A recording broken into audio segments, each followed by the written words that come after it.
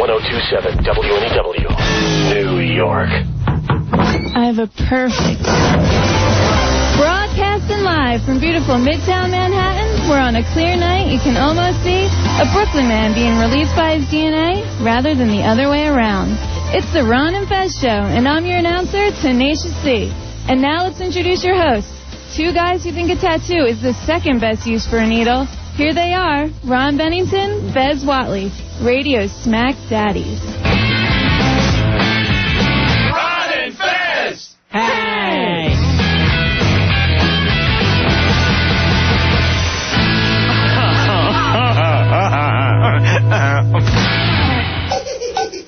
Everybody come see the rain show. Gather up all juggalos and roll. Everybody come see the rain show. Goofy John. You're bastard people. That's what you are. You're just bastard people. Yo, does it work so good? I don't think so. I gotta have more cowbells. Shot at tease.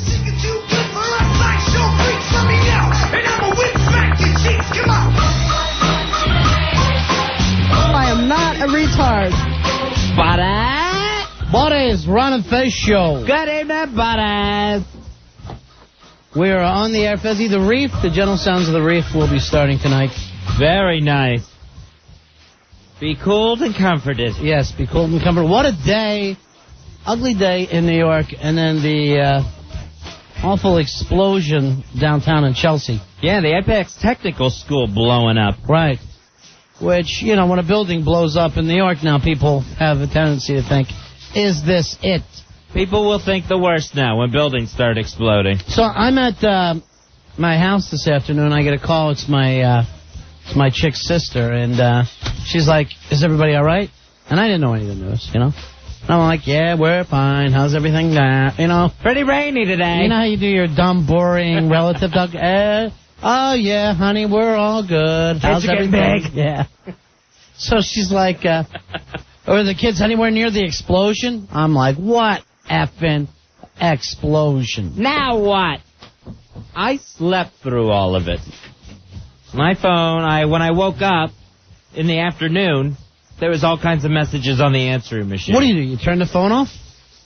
I turned down the answering machine, and it's way over on the other side of the apartment, and I just sleep through it. I could never sleep through a phone ring. A phone ring, you know, if a alarm clock goes off, I'll keep sleeping. But a phone, I'm up.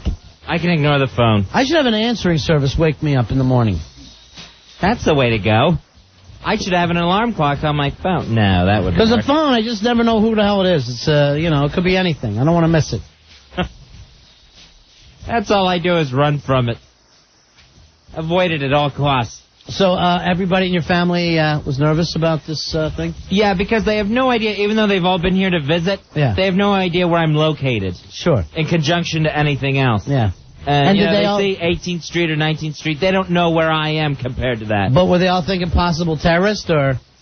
I think by the time I talked to them, it was pretty much clear that it was not terrorist activity. Right. So I'm sure when they made the first call and I didn't answer the phone, that, yeah, terrorists had killed me. Now, our own Billy Staples, furious that the mayor, the new mayor, Mayor Bloomberg, did not show up until much later and did not actually go to the building itself. I don't know what his anger is about it. I think he's mad that Mayor Bloomberg didn't run into the burning wreckage. So I have no idea. Yeah. Exactly what his problem is. I guess according to Billy, he wasn't very Giuliani-esque. Billy, what's your heat with the mayor today? No, it used to be very comforting when something would happen in New York, and you'd see Rudy right there, his police jacket, his fire department hat. He was the guy in charge. He was there. He was showing New York, look, I'm the man. I'm here. I'm taking care of it. I care about this city. Where was the mayor? Did the mayor do something? You know, this was not a terrorist attack, though. Yeah, but no one knew exactly what happened for quite some time, and Bloomberg was nowhere to be found. Where was he? All they kept saying in the news is he's going to show up later on at a nearby firehouse. And didn't he go there and do a press conference? Yeah, much later on. This happened, 11:30 in the morning? And he didn't have his press conference until later in the afternoon. What kind of things go on that you expect the mayor to be there? Do you want him to be at every fire? Well, when a building, you get a huge explosion, you don't know what happens. Yeah, but I'm asking you, is it just exploding buildings? Is that the only place you expect them? Well, in this city, yeah. Right now, with all that's going on, it makes New York feel good to see the mayor there, to think that this guy is New York. This is all he cares about. I mean, what else was going on this morning that was much more important? I don't know. Maybe he called and someone said a boiler blew up, Mr. Mayor, and he went, oh, okay, thank you. Is it under control? Yeah. How many's hurt? Right. All right, fine. Rudy would have had his pants on and out the door as soon as the phone rang. Why would his pants be off? At 11:30 in the morning. What's his pants doing down? You think he's getting skull on the Upper East Side from his gal pal? All right, here's Frankie. Frankie, you're on Ron and Fez. How are you? Hey, Frankie. Buddies? Buddy. Good evening, buddies. Okay, I work for a private delivery service out here in Manhattan, and... Joints? This morning... Excuse me? Joints? I wish.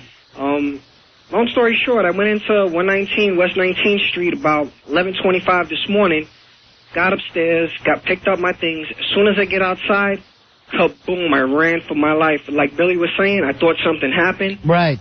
Man, I just jumped in a car, flew straight down to 10th Ave, stopped right there, called the office, let them know what happened, and they said, get back to the office. And so how close were you exactly? Less than, I would say, maybe 100 feet. Wow. And the only thing I could think of was my family in September 11th, having survived September 11th when I worked at 150 Fulton Street. Right. And when everything went down. And I think it'll be a long time before people in this city hear about an explosion. Right. And then don't actually think, it was a terrorist hitting us again. Yeah, you gotta first assume attack. Yeah, because my cell phone went crazy. My beeper started going crazy. My family was calling me, asking me what happened. Where are you? What's going on? Yeah, my phone started ringing from all over, friends and family all over the country. And I'm trying to turn on New York 1 on TV just to get some kind of news. I don't know what to tell them. But apparently it went out nationally. My family's ready to move. I told them, hey, if we move out of New York, I'm taking Fez with me. Ah, isn't that nice? Yeah. Where are we going? Yeah, there they go. Probably a Cairo, Japan, hopefully. All right, thanks. See ya! Everybody loves the Fez. Here is Anthony. Anthony, you're on Ron and Fez. Gentlemen, what's going on? I'm glad to hear everybody's all right over there. We're calling the gang. We're fine here. 2558 over here, fellas.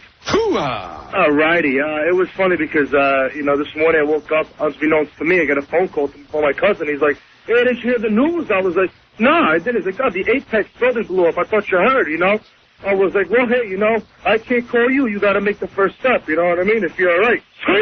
All right. So, yeah, people want to check in with each other, Fez, when something like this comes up.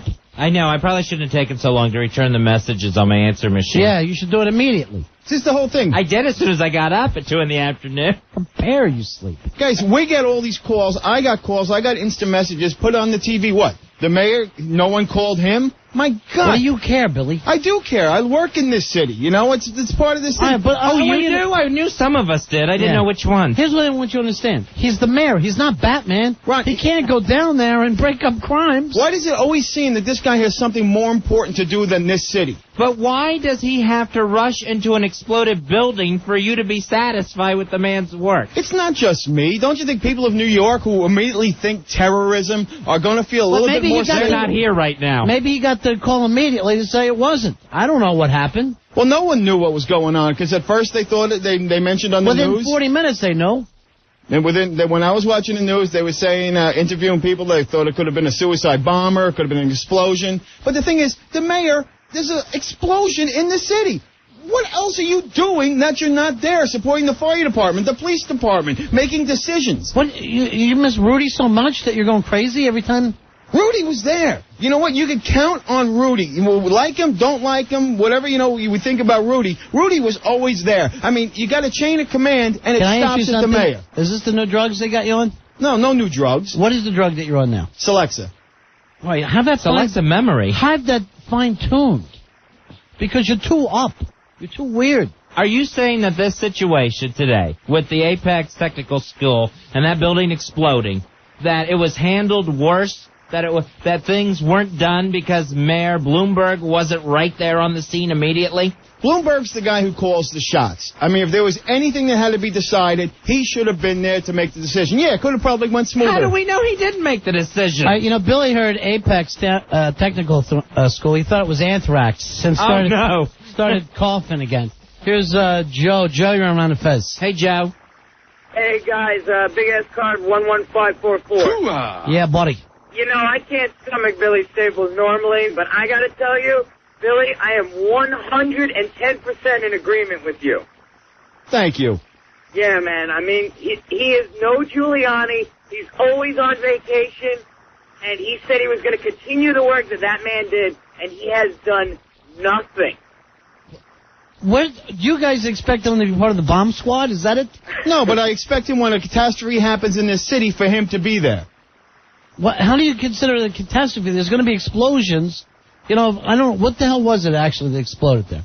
It was the commercial building that was part of the Apex Technical School. I don't think it was the school itself, right? But every time there's like a water heater goes off, a boiler room has a problem, you want the mayor to, as you say, throw his pants on and go running down there. Ronnie, my dishwasher's leaking, and the mayor was nowhere to be found. Exactly. I'm disgusted, and he won't get my vote. Look, if it was on every news channel, every local TV station was doing coverage, don't you think the mayor should have been there? If it was a big enough story for everybody to be covering it. I thought the same thing when I was watching Entertainment Tonight, and they were talking about the new Woody Allen movie, and the mayor wasn't there. I'm going, here's TV. I turn on my TV. I expect to see the mayor in every scene. I know. The mayor should be in more premieres and Broadway openings.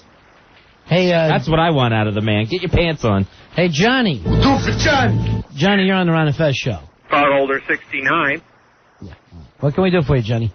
I don't understand why you guys don't agree with Billy. The mayor should have at least been there to let the city know that it wasn't a terrorist attack. I mean, do we even have a mayor right now? Other than on vacation? What? No, the mayor was not on vacation. He's working. And he held a press conference, right? I don't want to just immediately jump on Billy's bandwagon, because I don't know exactly what the mayor did today. Yeah, but he should have been on a lot sooner. Just if he knew that it wasn't a terrorist attack, like you're saying, if they knew right away it wasn't, then he should have been on saying, look, don't stay calm. Everything's okay. We got it under control. Maybe he was still checking to make sure. Yeah, but yet they have people from the Office of Emergency Management and Deputy Fire Chief telling us, the New York people, what's going on instead of the mayor. You know what? I want to hear it from the big guy. But isn't that their job to be there? Yeah, it's their job, but you know what? They don't make the final decisions. They're not the mayor of this city. There's a lot of people who are in charge of different things. I love the fact that you think because he wasn't at that exact address, you think he made no decisions today. You don't think I love that attitude. It's dyslexia talking. Don't you think it has a calming effect on this city with all that we've been through, that you see the mayor there? How many Xanax do you have left? Oh, a whole bunch. Oh, you you got a refill, Ronnie. I never would say this normally to an addict, but take 2 more. Here's Kara. Kara, you're on Ron and Fez. Put them in your cavities. Hi, Kara. I'm not gauging what is more important, but Billy's screaming and ranting and raving about the mayor supporting the police and the firemen. Today, the mayor was at a funeral at St. Patrick's Cathedral for one of the cops from September 11th. So now don't you feel like a big geek, Billy? And no lie, Kara, if the mayor hadn't gone to that funeral, he'd be getting hell in the papers for that, too. Right. So he goes, just so you know, as far as Fezzi, Billy's concerned, he can't win ever, but that's right. Let Billy know that's where he was part But also, of the day. Fezzi, Billy, no matter what he told you, he's not writing the papers. I don't know, he says he is. He said this will be in page 6 tomorrow. All right, thank you, Kara. Thanks, guys. All right, so should he come running out of a funeral, Billy? Yeah, he's already getting grief for not attending funerals like Rudy did anyway. What, this one, Yeah, if something happens in the city, couple of, you just 20 want blocks. Rudy back, don't you? Oh, I loved Rudy. Except for the hooker part. All right, let me see. Here's the instant feedback. John says, for God's sakes, you guys have to disagree with Billy on everything. No matter what he says, you got to go against it. He's so right about this. If Billy bashed terrorism, you guys would defend it just for the sake of busting his balls. Senor says on the instant feedback, hey, shut that bloated, alcoholic, mentally challenged, semi-literate jackass the hell up. Si, senor. Big Ass says every time something happens, Billy blows it out of proportion. He's delusional and psychotic. That's true. And he's got a refilled prescription. Here is Katie. Katie, you're on Ron and Fez.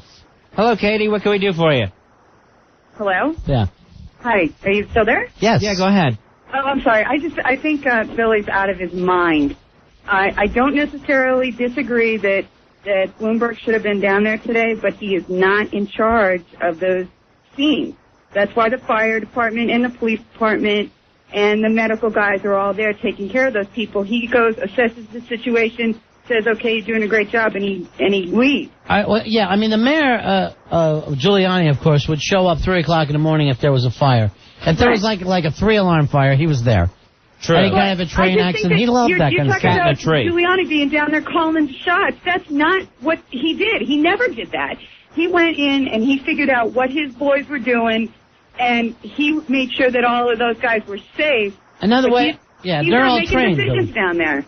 Yeah, but like you said, they're his boys. He is in charge. He's the one who's there. Saying. I don't disagree that he should have made an appearance earlier than he did, but I think you're mistaken in what you think his role is down there. But you know what? The fact that people are saying it's being blown out of proportion and stuff, it was on every TV station this morning. This is not being blown out of proportion. This was a big deal today.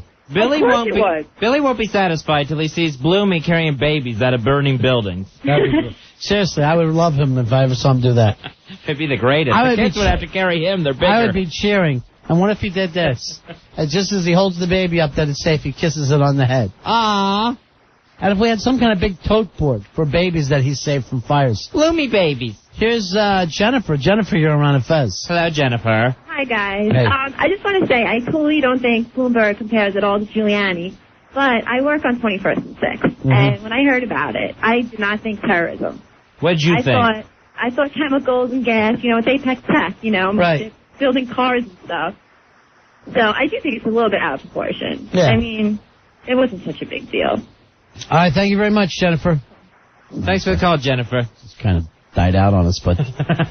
You're trailing off, Jen. Well, by the time we knew that it was Apex Tech, all you know was explosion. Right. Your initial thing is, what the F? I just suspected technical students mixing the wrong chemicals. I said, even though that's what happened, that it was just an accident, I still say we bombed the Mideast. Nice. Just to be sure. I say if we start bombing everything, let's say south of Italy. Okay. We leave Italy and just bomb south of there. Until we hit black people and then we stop. Don't find yourself on the wrong side of the Mediterranean. Right.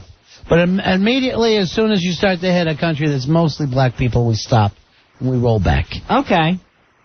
That way no one has anything to worry about. Right. Here's Andrew. Andrew, you're on Manifest. Hello, Andrew. Hey, boys. What at? Hey, does Billy think that taxi drivers are trying to kill him again? Billy? No, I haven't had any cases of the anthrax where I think they're after me. No more delusional, psychotic, paranoid episodes? No suicide cabbies have been around me lately. The kamikaze cabbies. Billy, how many Xanax did you take today? 1. When you heard the explosion, or? Yeah. Why are you taking them during the day? During the show. Really? During the show, he's taking dope. I took it this morning, like 11:30ish. I know, around 12:30. But when you got this prescription for Xanax, you told us it's so you can unwind. No, when I have anxiety. And so you could sleep. When I have anxiety, or I could feel anxiety coming on, and I started getting all anxious, thinking this was another bombing in the city, another terrorist attack. So when I took my Celexa, I took a Xanax this morning. So now you equate anxiety with daylight. As soon as you get up in the morning, first thing you take is a Xanax? When he sees the Today Show, he panics. Because they could break in with news at any minute. One has nothing to do with the other. He's afraid Jane Pauley will come back, so he takes 2 Xanax. Hey, all right, so they give you like 90 Xanax at a time, right, Billy? Yeah. All right, this guy, Steven from Long Island, says that there is no doctor in America who would give an addict 90 Xanax. So you must not have told your doctor that you're an addict. Oh, I definitely did. My therapist actually called the psychiatrist and even told him, and we talked about it. And the last time I went to see him, I brought my old bottle with me to show him how many I had left. Your old Jack bottle? No, the old Xanax bottle. And it's I take 3 a day for 30 days, so that's 90. 3 a day for. What he does is he skips 3 days and then takes 9. So your doctor, who's treating you for whatever this depression or whatever anxiety is, Dr. Nick. He wants to see you only every 3 months? No. A man who's put you on mood-altering drugs lets you loose into the city for 3 months at a time? No, I see my therapist once a week, and I see the psychiatrist once a month. Let me just ask you one thing. Mm-hmm. Did you try and call the mayor's office? No. Because I want you not to do that. I Please. I didn't. Thought about it, but I didn't do it. And quit using the term WNEW news. Right. There is no news here. It's just gossip. You're not part of our news department. Hey, Josh. Josh on Ron and Fez. Hello, Josh. Hey, guys. Yeah. Hey, guys. How you doing? Good. Dad. Is Billy there? Yes, right he here. is. Yes, he is. Billy, do you realize there's an office called OEM, the Office of Emergency Management? That's correct. That's the guys who were speaking when the mayor wasn't there. Right. Do you realize that they take over? They're in charge of the fire and the police department. They talk to the deputy mayor. The deputy mayor talks to the mayor. The mayor knows nothing about fighting a fire, emergency personnel. He has delegated that to the people that know what they're doing. So you're missing the point, though. Rudy was always there, whether he was actually putting out the fire or not. It was moral support. It was calming for the city. No, Rudy was a media whore, is what Rudy was. Okay? Rudy was there to get his name in the paper and his face on the news. You couldn't be more wrong. Rudy gave a damn about this city. Bloomberg doesn't. Giuliani lived for this city. This city was in his damn blood. Bloomberg, it's like an inconvenience when it interferes with his private friggin' life. Billy, I worked for the Office of Emergency Management under Rudy, okay? Rudy was there to get his face on the news so everybody would love him. He was a great mayor, but that's why he was there. He didn't make the decisions whether the fire department goes in, whether the police department goes in. He was there for that purpose and that purpose only. All right, thank you, Josh. I think the thing, Josh, is that Billy just misses his hero. Yeah. Rudy is the all-American hero, and when he was there, everybody felt better about the situation. Whether he was manning the hose, driving the truck. He's not manning a hose. He never manned the hose or drove a truck. You're insane now, Billy. It just doesn't matter. We just felt better seeing him there. You know, I got such a sense of pride when I would see Rudy with his police department jacket, the fire department hat, representing all of these guys, you know, that are working there. He was there. He was the man. You know he's gone now, right? He's not gone. Not gone. You miss Giuliani, don't you? Billy's tearing up. No lie, Billy's tearing up in the studio. Those days are over. 4 years, he can come back. You think he will? If he doesn't get a higher office, which he deserves, yeah. You know, say what you want about Rudy. The guy can call him a whore. To me, the man was a saint. Saint Rudy. Should be right up there with Mother Teresa. Mother Teresa? That's heaven. The guy has done miracles for this city, guys. You cannot deny. You cannot go into his 8-year term, and he has performed miracles in this city. Yes. He had the blind seeing. The lame started to walk under him. And in Billy's case, he healed the obese. Billy, you're right. That man could take Tic Tacs and turn them into Xanax.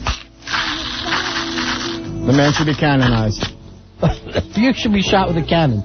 Billy, can we call your psychiatrist and get the drugs changed? And let him know that now you're standing in our studio sobbing because we have a new mayor? We just and you miss your old mayor so much? We just have a mayor who doesn't give a damn about the city. The old white mayor ain't what he used to be. Billy, where's Rudy? He's been canonized. All right, this on the instant feedback from Carl Vaughn. Billy.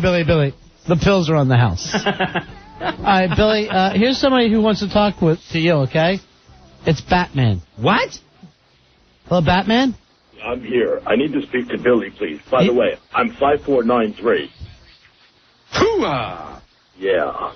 Billy. Yes, Batman. Giuliani was with me today. Everything is okay. Take that pills. Everything will be just fine. Yeah, that's me. Thank you, Cape. Thank you, Cape Crusader. I feel much better now. But I would have rather seen Rudy there. Oh, Billy, hold on. I think I see somebody jaywalking right now on 52nd. Are you okay? Seriously, Billy, why? Thank you, Batman. Get him, Batman. Don't make light of the greatest mayor this country's ever had. Pow! You know he wasn't mayor of the whole country, right? Wham! It just pretty much stopped outside of New York. Boom! Well, you know what? Never mind. I know you're upset, but the mayor can't show up at every fire. Every time a pipe breaks, he can't put on a mask and go there. And why not? What else is he doing that is so much more important than when they're reporting 50 people are seriously hurt? Billy, you're the one who keeps saying these are the mayor's decisions. He decided that it wasn't of the utmost concern for him to stop doing what he was doing, whether it was the funeral we heard he was at or whatever, to go to the scene immediately. I'm not buying that, Fezzy. I'm not. There is nothing. Don't call me Fezzy. You don't know me that well. I know. You just call him Mr. Watley. Yeah. Here's the thing, Billy. Yes, everybody was happy with the mayor after 9/11. But 90% of the time, the guy's pulling over the nicotine buses. He was a pain in the ass. He wasn't a saint. He was just a regular guy. He did what had to be done. He cleaned. This city is better than it ever was, and Bloomberg is taking it right back in the crapper. Billy, are you telling me that you weren't part of that faction in this city that long before 9/11 was drawing Hitler mustaches on every Giuliani picture there was in town? No, that wasn't me. I didn't do that. He's going to be doing it to Bloomberg's pictures. Pot-smoking idiot. All right. Now you're getting personal. Bloomberg could say the same to you. Hey, Dave, you're on Running Fez. Hey, Dave. Hey, guys. Yeah. I was driving down the Grand Central Parkway the other day, and my car actually caught fire. And you know, I say damn Bloomberg for not being there in my time of need. You know, anytime a barbecue grill gets out of control, Bloomberg should be there spraying it out. Damn that man.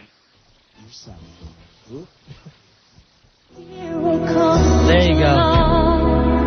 With the strength to carry on. I want you, Billy, to calm down and visualize Rudy Giuliani now. Just think of his face, his body, his little feet. And he's still out there somewhere, Billy. Home over. It's quite calming, actually. Just seeing his presence in my mind, seeing him standing there. You think he's bringing you presents? Well, then, you know what? He thinks Bloomberg comes around every December 25th. Your shrink should have written you a prescription for Rudy instead of Xanax. This is how he meditates. It's just him and Bloomberg. I mean, him and Rudy.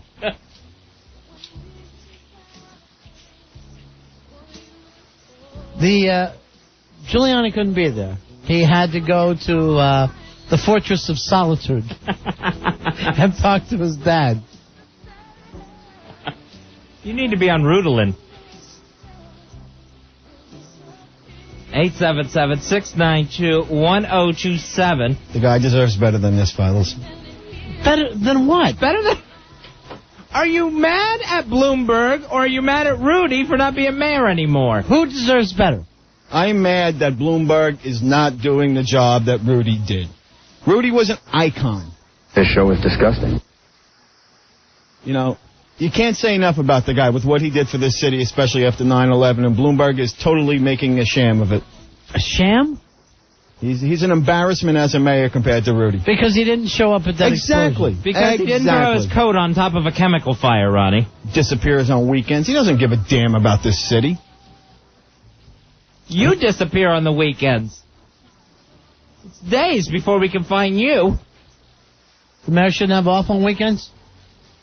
Yeah, but he should still be around. What if there's something that happens? He goes to his private, I go on my private time. You don't have private time. You're the mayor, for God's sake. You're not going to be sitting on a beach in Bermuda if something happens in the city and we get the deputy mayor who looks like he's homeless, for God's sake. Oh, well, first of all, I want you to listen to this song, too, while I tell this instant feedback from my key boy. Billy, just think of Giuliani walking the earth, helping people like David Carradine in Kung Fu. I think he is. I think he's using his martial arts skills to stop prejudice around the country. And, Billy, when you can grab the Xanax from his hand, you'll be ready. Grasshopper. Rudy was a symbol of confidence Grass and smoker. heroism. Do me a favor. Take your Xanax, take 3 more Xanax, and a big gulp of whiskey. It's not going to change things. Yeah, we'll laugh. It'll change us. Bloomberg should have been there. Period. Right. Point. That's just it. There's no Point. excuse in the world. Period point, Fezzy. Point of order. You know what you ought to do is get a little airsick parody together. Oh, that's right. Paul left you. Oh, yeah. Paul and your wife both left you. I'm actually spending the weekend with Paul. Really? Yes. Well, that's your private time. We're not going to ask you about it. Another lost weekend. You guys back in the Poconos? Some heart-shaped tub? Lake George. We'll take a break. We'll be right back. 877-692-1027. It's Ron and Fez. Ron and Fez, 1027 WNEW. Attention all Jets fans. The legendary Sack Exchange will be appearing together this Saturday, April 27th at Famabilia. Located in downtown Red Bank, New Jersey, Famabilia is not just your run-of-the-mill sports memorabilia store. And I think they're going to actually let you see if you can't block them now that they gotten a little older. Wow. Let's see if you can't stop Klecko at this age. This Saturday, it's April 27th. Go to Famabilia to meet New York Jets Sack Exchange, Mark Gastineau, Joe Klecko, Marty Lyons, and Abdul Salam. They'll be appearing together at Famabilia from 1 to 3. Who was your favorite out of all this four? Klecko. Yeah. I was a Klecko guy, too. Gastineau. Gastineau, really? Yeah. Let me check with Roy. Roy, were you Who'd too you like young? on the Sack Exchange? Yeah, no, I was too young for Oh, that. jeez, that's embarrassing. All right, God, I don't even want to talk about it now. Dick. Hey, the group autograph is signing its limit to just 300. So pre-ordering is highly recommended. You get this picture signed, Fez?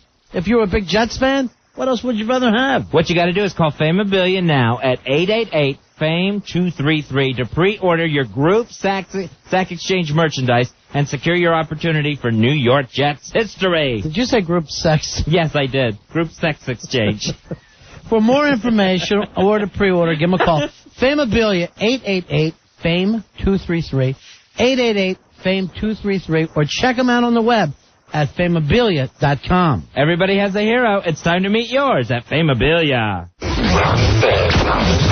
1027 WNEW.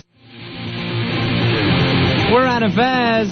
877-692-1027. Just spending our time calming down Billy Staples, who I don't know whether it's the drug intake or just the scary news today had one of his episodes. Probably a mixed cocktail of the two, Ronnie. And he's upset that Mayor Bloomberg wasn't right there on the scene immediately when the explosion took place today at Chelsea, like Mayor Giuliani would have been.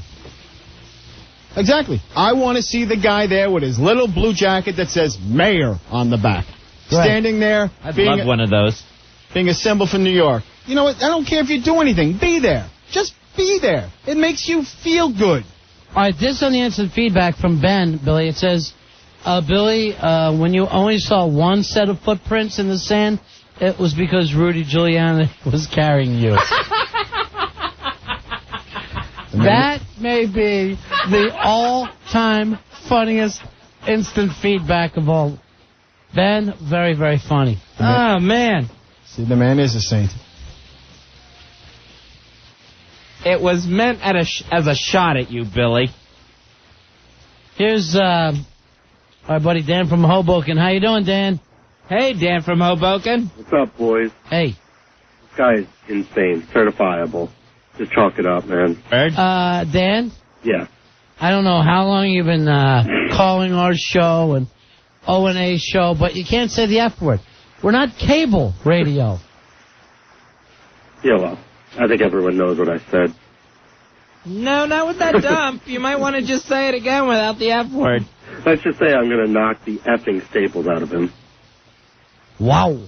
Oh, please. Come on, Dan, knock it off. You know, you're sending me an IM today trying to make this into a bit. It's like, you know what? What the hell are you doing? You got no respect for what the hell I do for a living. You know nothing about the comedy business. And after cursing on the air, you know nothing about the radio business. You know, you say things last night. You have no idea how hard I've worked and the work I've done to get where I am today. And you just think you can walk in and do 10 minutes at a comedy club like it's nothing. I'd like to see you try it. You fall flat on your fat face before I knock you there. All right, you don't think that you're Giuliani, do you, Billy? No, I'm not Giuliani. But you know what? I resent resent the fact that people just call up saying, you know what, this is the easiest thing in the world. I can do Billy's job. Billy's always first on the scene at a joke disaster. Sure. You know, anytime airsick goes down, Billy's there. Leading the way. With a jacket that says lyricist on the back. You insult me by saying about being a middle of Dan, let me say this. You tried to I am him and turn it into a bit today? All I asked him, I IM'd him because I wanted to get it straight, whether he wanted to go one-on-one or Digstown. That's it. So I knew what to expect. When I want to make this a bit, he's the one who makes everything a bit. He could not possibly care this much about Bloomberg, and he just blows it up because he thinks that's what radio is. I wish. I got to tell you the truth. We had to sit through the same thing in the office, trust me. That's why, before the show started, he's in our office screaming. Not that there's not enough problems in this building without Billy trying to get a recount on the mayor. Dan, it just goes to show how little you know about so much. Little I know about your insane mind. I'm sorry, I don't know that much about it. So what are you saying? When you box him, you want other people to help you then? I didn't say that. I'll go one-on-one. I'll take him anywhere, anytime. But if that's what he wants one man per round, I'll do that too, whatever it takes. Dan, you won't last a round, so we got to line up people after you. I'll take the first round, I'll take the last round. I'll take 10 rounds, I'll take 5 rounds. Whatever you want, though. You know, I would just like to see this boxing match between you two guys. All right, fine. Well, I'll do that straight up. No more bitching and moaning about how you don't have time to train and how Billy has all the benefit of the radio station and the gyms and the How trainers. How is that a benefit? And poor little Dan doesn't have nobody to help him. I mean, you're starting to cramp already, Dan. Come on. When did I say any of that? You read that you posted it on the message board. I need a trainer. Billy gets all the help from WNEW. Why do you read the message board at ronfez.net if it makes you so angry? I can't have any help from NEW. All I said, I was looking for a trainer so I can beat your ass in style instead of, you know. And you also said that the fact that I don't have the station behind me like Billy has to supply me with a gym and a trainer. Oh? So, Dan... Wait, I'm a pussy for saying that? No, you're already making excuses. It's like, you know what, you're already saying you're going to kick my ass, but now you're telling me, well, Billy has an advantage over me. You know what? I don't need excuses. You think you're already posting them. You saw that posting excuses. What does it make? I could post 10,000 excuses. All that matters is on fight night, and I'll kick your ass. So that's all that matters. So, Dan, here's the thing. Last night we heard that maybe you didn't feel you're going to be ready in time. Are you saying right here, right now, I'm you're ready going to right be now. there? It's not a matter of whether I was going to be ready in time to fight him. All right, you're going to be there at Big Ass Night of Fights, too. May 17th. Dan, when I kick your ass, you think comedy is so easy, you're going to get up and do 10 minutes of stand-up I'll do 10 somewhere? minutes before I kick your ass and after I kick your ass. That I'd like to see. Okay, you can come. I'll do a stand-up New York. You can be one of my 5 people I bring. I ain't paying to see you. Here's what would be great for the fight, Billy. In your corner, there, mopping your forehead, Mayor Rudy Giuliani. Oh, wow. Oh, Ronnie. Instead of Billy's Angels, Mayor Giuliani. Billy's Angels will also be there. Oh, God. Billy's Angels, of course, is girls that you claim are attracted to you, Billy? Oh, that I know are attracted to me. Actually, there's a new one now. All right, hold on. So, first of all, the original Angels are Christy the Bull Rusher. Yeah. Then there's Moshin, the Slipknot. And here she is. How'd y'all like to suck my ass? And I did. And the last one was Chicken Parm Specialty, Ink Girl. And top of the list, Gina from Hoboken. I can't wait to kick your ass, because after I do it, Gina's going to spit in your face, I'm going to take her into the bathroom, and I'm going to have my way with her, and you're going to be so effing jealous. In fact, after I hang up this phone call, I'm going to have sex with her. Oh, that hurts. Anything about it. Yeah, especially to Gina. Wow, she is in a no-win situation in this fight. All right, hold on, Dan. I got somebody who wants to talk to you. Here is Timmy. Timmy, you're on Ron and Fez. Hey, what's doing, guys? Hey. If Dan wants, we can go down to Gleason's gym, and I can help train him. Nice. Definitely. Unfortunately, it's Jackie Gleason's gym, and it's just a lot of mixed drinks and cigars. Well, I'm a semi-finalist in the Daily News Golden Gloves, and I train at Gleason's. So if he wants, we can set something up, and I can help him train to beat Billy over there. All right, so I just want to put on a good show for the people. I don't want to go in there, roundhouse and Joe Poo style. I want to... No. By the time I'm done with you, you'll look decent. Right. Dan, I want to see you at Gleason's gym. Because you're the greatest. right, It will look decent. All right, I'm gonna put both of you on hold, and you can exchange phone numbers, okay? You got it. All right. All right, Billy, you're in a big fight. That's good. Good. And I get to date his girlfriend. All right, let me just say this, Billy. You're not. I've had 50 minutes of you, and I can't take another minute tonight, just so you know, all right? Not only do I want you out of the studio, but I don't want to see you or make eye contact until 11 o'clock. All right? Do you think you can do that for Ronnie? You haven't done anything wrong. I'm not mad at you. I've just been billied out. All right? He's nodding his head yes. That's good on the radio. I will be... When you hear that squeaking sound, that's Billy agreeing with me. That's his neck bolts. Ronnie, I'll do whatever you desire. Good. And take 8 Xanax, 2 glasses of whiskey, and drive. Fastly. Again? Yeah. Getting that old 55 of yours, like Tom Waits. Hey, we are correcting some tattoo mistakes tonight, Fezzi. We got our buddy Brano in from Big Joe and Sons Tattooing. They're at 614 8th Avenue, New York City. Their number is 212-768-4422. And what Brano's going to do tonight is fix some tattoo regrets. So what he's going to actually do is take some people who've gotten tattoos that they don't want anymore. He's going to change them into something else. Right. Cover them over. That's a good idea because 2 years ago, Fezzi, I got a tattoo that says, "Is that your final answer?" And I thought, oh, this is so funny. Right, yeah. Yeah. So now that really needs to be changed. Yeah. And then underneath it I got, "You are the weakest link. Goodbye." So you got to be careful because stuff that you tattoo today, you may not want tomorrow. And you're definitely going to regret it. So you can get that covered up with some sort of The Bachelor tattoo or something. Sure, which I think is going to be around forever. 877-692-1027. So there's people waiting in the green room to have their tattoos fixed. All right, let's bring in Brano and some of the people that are getting done. Hey, Brano, how you doing? Nice to see you again, Brano. Hey, what's up, Ron? What's up, Fez? Good to see you. Do you run into this a lot where people get the wrong thing tattooed on their arms? Yeah, I spend most of my days fixing stuff up and or putting the wrong thing on people to begin with. So you... yeah, right. Wow, oh, yeah. Plenty. All right, now who do we have here? This is Julio, right? Yeah. Julio, what do you... Let's take a look at your tattoo that you have. Got ex-wife's name. All right, and that's right in the middle of... my bicep. Yeah, but it's like a sword or... It's like a dagger going through a heart. Yeah. And then the name is in the middle of the heart. Exactly. What is the name that's on there now? Dorothy. Surrender Dorothy. Right. Now, what would you do with that one, Brandon? Well, his is kind of a little bit tougher. If I had a little more, well, he was considering possibly adding some stuff around and covering the name, but at the very least, you have to pretty much just go over the name. It's really done in there pretty heavy, and it's pretty black, so you really can't cover it with any other color but black, unless you hit it a couple of times. But could you actually just take the Dorothy and then put in "is a lying slut" underneath, or whatever got them both broke up? That'll work. Hey, whatever you want to do, man. What would you probably do? Just fill it in with one probably color? Just going to have to go over it with black now, and I'm going to kind of touch up some of the tattoo around it, so add a little bit of black shading behind it so it doesn't look like that black bar is so obvious and... I see. So you'll actually cover over the Dorothy and then fix the rest of the tattoo so it doesn't look like one part of it's brand new and the rest of it's faded and old. Exactly. Which, yes, I do that. No offense, Julio. It looks great. Thanks. All right, who else do we have here tonight? And then we have Lee. How you doing, Lee? Hey, Lee. Lee, let's take a look at your mistake. That's this one here. All right, what is that exactly? It's just a bird with my ex-wife's name underneath it. I know. Why the bird? And I hate to say like faggy little bird, but it's not like a big tough tattoo that you have. It's not an eagle. Yeah. I was drunk at the time. All right, so you were drunk, and how long have you had it?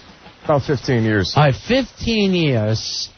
It's not even that nice of a tattoo, right, Brandon? Well, it can very easily be covered all the way. Like if you wanted to just blast a new tattoo right over it, it's no problem. Well, that little bird, you could just put whatever you want over that. Turn it into a completely different design. A 15-year-old tattoo, it's probably seen a lot of sun, which is, easily kills, especially the bright colors like red and yellow. But I think we're just going to kind of keep it simple. He wants to change the original name to something actually quite similar, and then add another name to it so his son doesn't get aggravated. What are you changing exactly? I'm changing it from my ex-wife's name to my daughter's name, and I'm going to put my son's name underneath it. Oh, that's nice. Okay, because you probably won't divorce them. Well, he'll be back next year. You know, I'm sick of these kids. All they do is eat. All All right, so that works out well. It's keeping the bird, though, huh? Well, yeah, I mean, we're just going to redo well, it. Bluebird of happiness or something?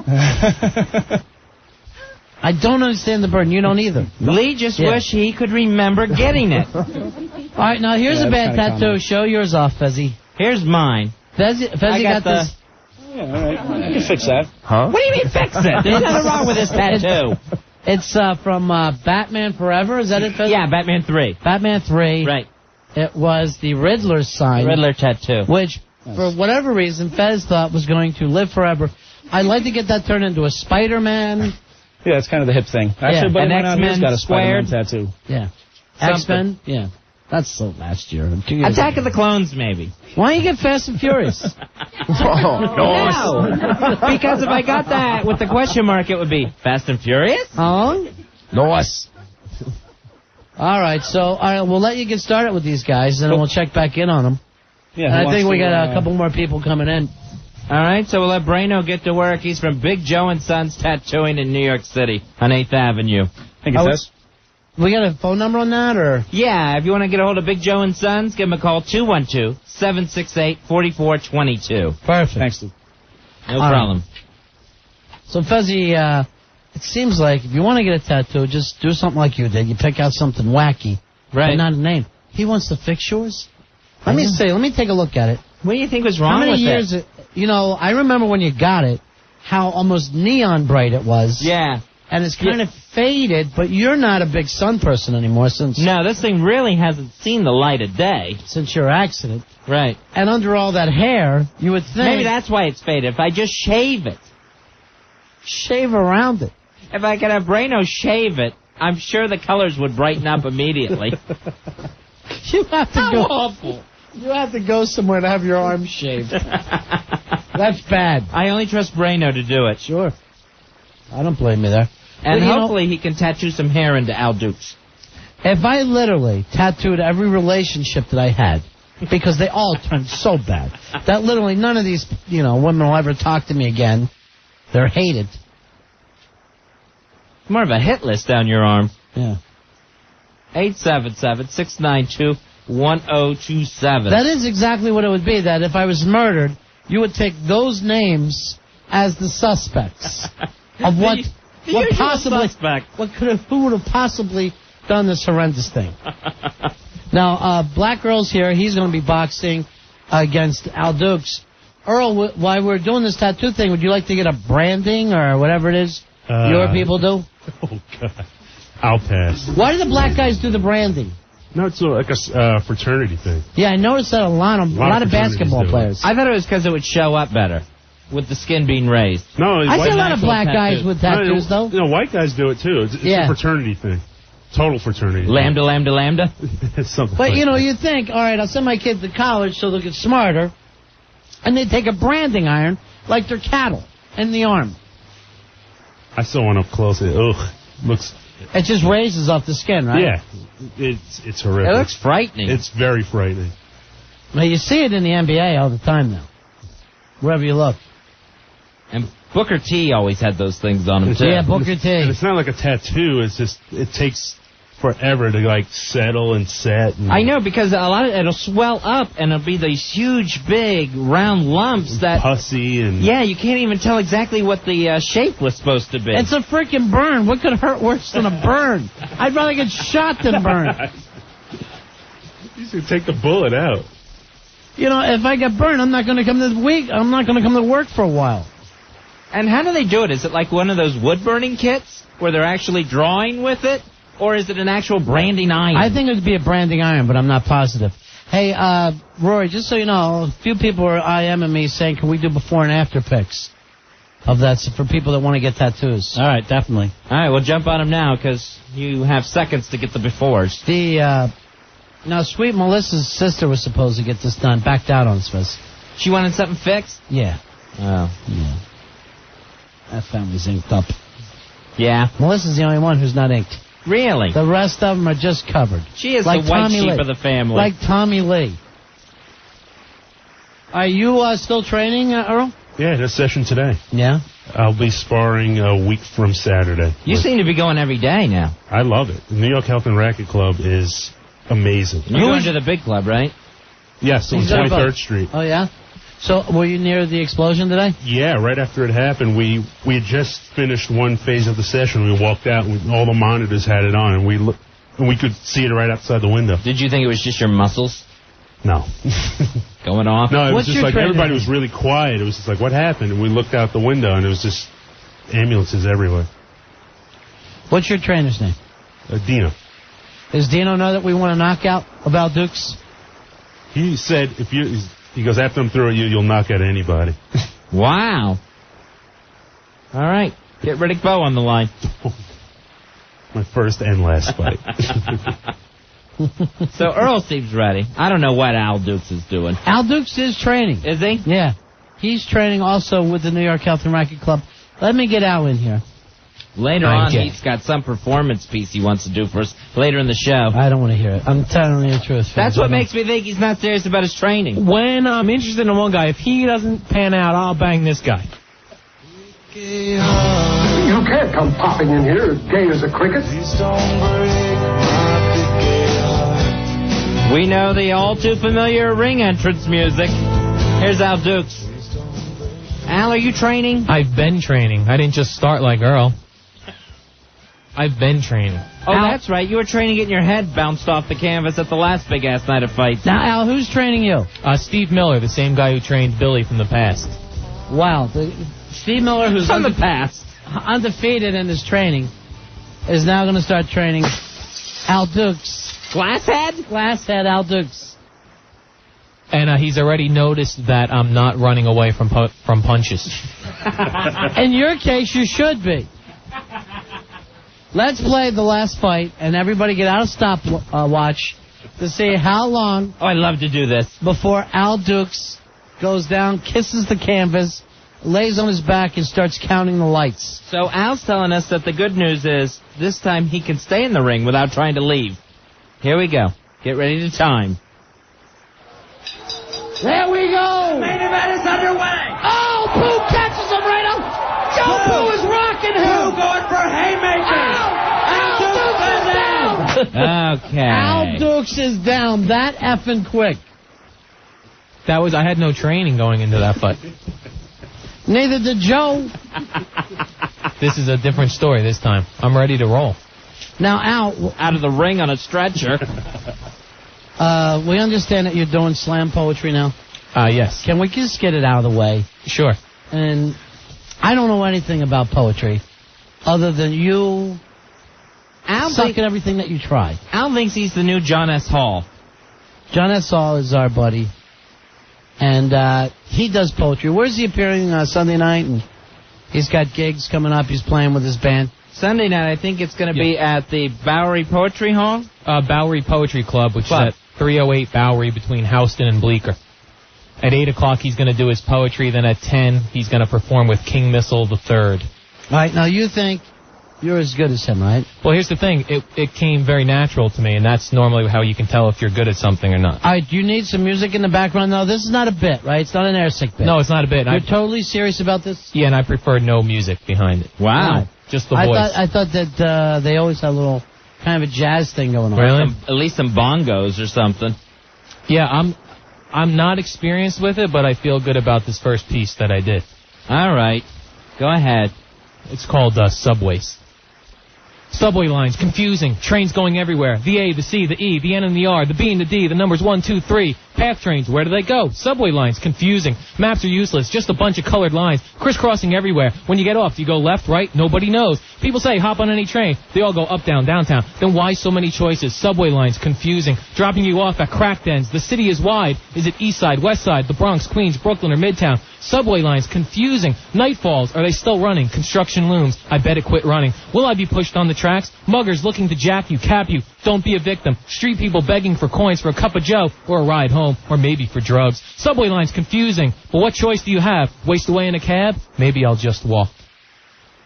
I can't speak for anyone else, but that was the worst thing I've ever heard in my life. Wow, is that a pile of poop? How is that a poem? It doesn't even rhyme. No, that's the thing with the slam poetry. It's more about And emotion. you're gonna start performing slam poetry? I'm just saying this. This took me very little time to write. It came I believe right out. you. You're going to start wearing berets and black turtlenecks and doing that stuff in public? Here's the other problem. What's so confusing about a subway line? All those things. You I read the mentioned. map, you get on. All those things. If you read a map, you would not understand how to use a subway, and you wouldn't have to write a big faggy poem. I don't think it's a faggy poem. It's more All right, angry. here's what I like, the poem that you wrote this time. We'll just play it. I'm gay. When I'm interested in one guy, if he doesn't pan out, I'll bang this guy. Well, I don't have my own C. I'm gay. That was my favorite poem you've ever written. I like that. Al calls that butt slam poetry. All right, now what makes that slam poetry? I think the delivery that I had, the quick, short sentences. That makes it poetry? Yeah, I mean, I think that's what makes it. I thought that slam made it a poetry. haiku.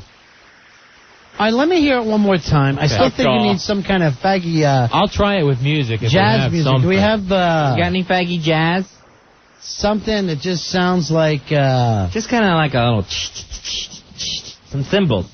We need, let Earl pick something out for him. Okay. What do you have, Earl? Earl, you got something for his butt slam poetry? Yeah, some Miles. Okay.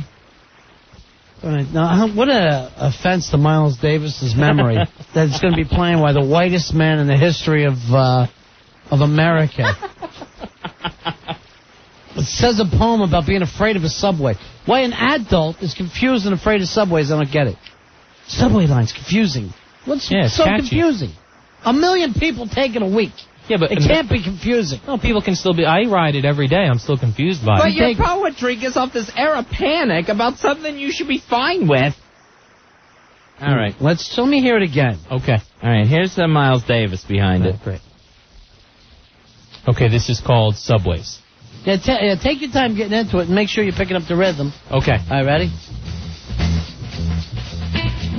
Subway lines, confusing. Trains going everywhere. The A, the C, the E, the N and the R, the B and the D, the numbers 1, 2, 3. Path trains, where do they go? Subway lines, confusing. Maps are useless. Just a bunch of colored lines, crisscrossing everywhere. When you get off, do you go left? Do you go right? Nobody knows. People say, hop on any train. They all go uptown, downtown. Then why so many choices? Subway lines, confusing. Dropping you off at cracked ends, the city is wide. Is it east side, west side? The Bronx, Queens, Brooklyn, or Midtown? Subway lines, confusing. Night falls, are they still running? Construction looms, I bet it quit running. Will I be pushed on the tracks? Muggers looking to jack you, cap you. Don't be a victim. Street people begging for coins for a cup of joe or a ride home, or maybe for drugs. Subway lines, confusing. But what choice do you have? Waste away in a cab? Maybe I'll just walk. All right, even though I think it's awful, now I've decided it's as good as any other crappy poetry I've ever heard. You probably could show up at those idiotic things. Oh, definitely. I like things like a cup of joe. The only problem... I know, cup of joe, what is this, 1942? It's just it's a different... You have to sprinkle it with peppery language these days. I know, but you go from getting capped to a cup of joe. Right. In the same sentence. A cup of joe is 1920. A freaking time machine of poetry there. All right, here's Jimbo. Jimbo, you're on Ron and Fez. How you doing, man? Hi, Jimbo. Buddies. Hey, buddy. Smash or trash the slam poetry. What is with this? Kerouac is spinning in his grave right now. Nah.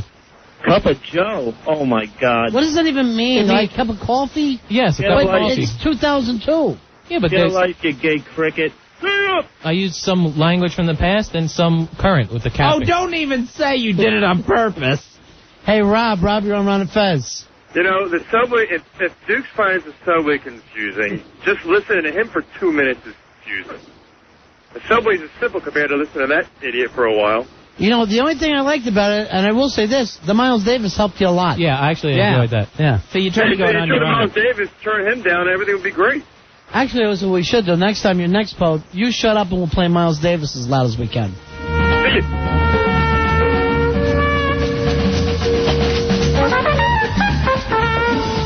Here's, hey, you're on Slam Poets Corner. It's Ron and Fez. And there is actually something on, I guess, the Metro Channel, one of those things, where it's like Slam Corner.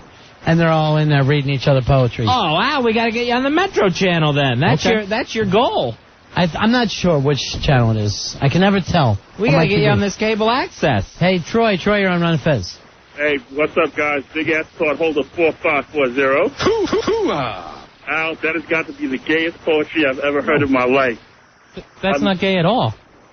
Al, well, when you say it's gay, is Joe the guy who slammed you in the butthole today? Is that why you keep bringing up Joe?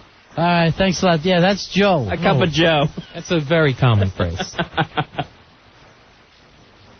Here is Bill. Bill, you're on Ron and Fez. Says 23 Skidoo. Go ahead, Bill. Hey, buddies, how are you tonight? Hey. Go ahead, butt. Can I have a little Miles Davis, please? Oh, sure. All right. All right, there you go, buddy. It's playing for you. All right. Life, no map. Oh, crap. I'm Al Dukes. I think I'll take a nap. I'll miss my life. I'll have no wife. Oh, crap. I'm gay. See ya. Wow. That was childish. That was slamming, man. Oh, I don't think we're supposed to applaud. I think we're supposed to just snap our fingers. It's the Village of 58. Hey, JP, you're on Ron and Fez. Yeah, 10-290. Yeah. Yeah, I got some slam poetry for you. You want to hear it? Yeah. Here we go. It's called Tic Tacs. Yeah. Al Dukes, gay, dipping the D, the C, banging the A. Do you like Tic Tacs? No, I like it in the back. No way. Get out of my way or else I'll take it in the A. Thank you very much, All right, guys. thanks. I never knew this would break out into a free-form slam poetry competition. There is a lot of people writing to me saying they would love us to do a slam night. A big-ass slam night. We could do that, but all the poems have to be about Al. That's fair. Gotta have some guidelines. Hey, John Boy, you're on Ron and Fez. Hello, John Boy. Ron and Fez. Yeah, buddy. Rednecks, leathernecks, chicken necks, me man, no, you confusing Al. Wow. That was so heavy. Thanks, man. Hey, Nellie, you're on Ron and Fez. Hello, Nellie. Hey. Whoa, Nellie. Big ass card holder 11609. Ah, baby. I didn't really like Al's poem because it wasn't really all that good. It's got a rhyme, Al. No, it doesn't always have to rhyme with poetry. It really doesn't have to rhyme. I mean, I write a lot of poems. Really? They're on the message board, actually. What do you write under? Nellie. Nellie. Okay. All right. Well, Nellie, we want to be doing a big-ass poetry night. Okay. And you know what I want to do, Al? Somewhere in the village that Ginsberg actually used to read. So when we go there, it's really sleazy. Yeah, definitely. We just feel like crap for doing it. All right, thanks, Nellie. Because apparently a lot of people are doing the slam stuff. Well, the ones we've heard just on the phone tonight, it shows really how easy it is, Al, and that you have no special skills or hidden talents. Here's Tom. Tom, you're on Ron and Fez. Hey, Tom. Hey, how you doing? Yeah. I was just glad to see our show just a little bit of emotion. Yeah, confusion is his no emotion. Yeah. The fact that he's confused by a subway is what... Confusion with a dash of panic. Did you mention F-Train in there? That's my... I did not. Yeah, that's my favorite. You gotta work in the F-Train now. Here's Chad. Hanging Chad, what's up, buddy? Chad. Hey, what's up, boys? 1181. As much as I am, like most people, I find Al a little dull at times. I don't think that was that bad. I'm not into poetry, but that was pretty good compared to a lot of the stuff I've heard. I will say this. It's exactly the same as all the stuff I've ever heard. It wasn't that bad compared to the stuff you hear on the Metro channel or whatever, compared to the stuff you see. It's all the same. It can be. I'm not a big fan of poetry, but he did pretty good. All right, thanks. Hey, maybe we do this and we have John S. Hall with us. Yeah, I'm sure he'd love to be a part of this. All right, let's grab our poet buddy, John S. Hall. Let's grab something of his, Roy. Something, and we'll compare it with Al's. Now, Al, have you studied a lot of the great slam poets? No, that's the thing. I've not studied this at all, and it was very natural for me today when I sat down to write. It just flowed out. You know who else is a poet, Fezzy, and does the slam things? Baby Sarah. Really? Yeah. I had no idea. Sure. Gee, everyone's got this hidden worthless talent. Hey, Anthony. Anthony, you're on Ron and Fez. Hey, Anthony. What's up, guys? 13503 over here. Right. Al, I don't know, are you into haiku at all? You know, the 575 stuff? No, that I'm not familiar with. All right, how's that work, Al? How's the haiku work? I don't even know. You have to rhyme one of the lines with... Now, wasn't haiku one of the headhunters? That was haku. Oh. I've got one for you, Al. It's 5 syllables, 7 syllables, 5 syllables. You ready? Super gay Al Dukes loves to sit on the large sea, craving the meat sock. Wow. That's a great... That could be the best haiku I've ever heard in my life. Now, that's Japanese, right? Haiku? Yeah. Why so quick? I don't know. Just, you know what? It's the lack of room and space over in Japan. Yeah. They have to write very tiny poems. You know, they're not going to be able to take up a lot of rice paper or whatever it is. Well, it's because their letters are so damn big. Yeah, and their paper is also their walls. Right. So they need that for their condos and stuff. Why don't you go to Japan, Al? You'd be a god over there. You'd probably be a basketball player. The great bald god. All right, do we have some of John S. Hall's poetry? We want some of his poetry, right? Let's see. Well, we have Detachable Penis, but that's 3 minutes long. That's a song, isn't it? Yeah, well, He doesn't really sing in any of the songs. It's a poem over songs music. are poems.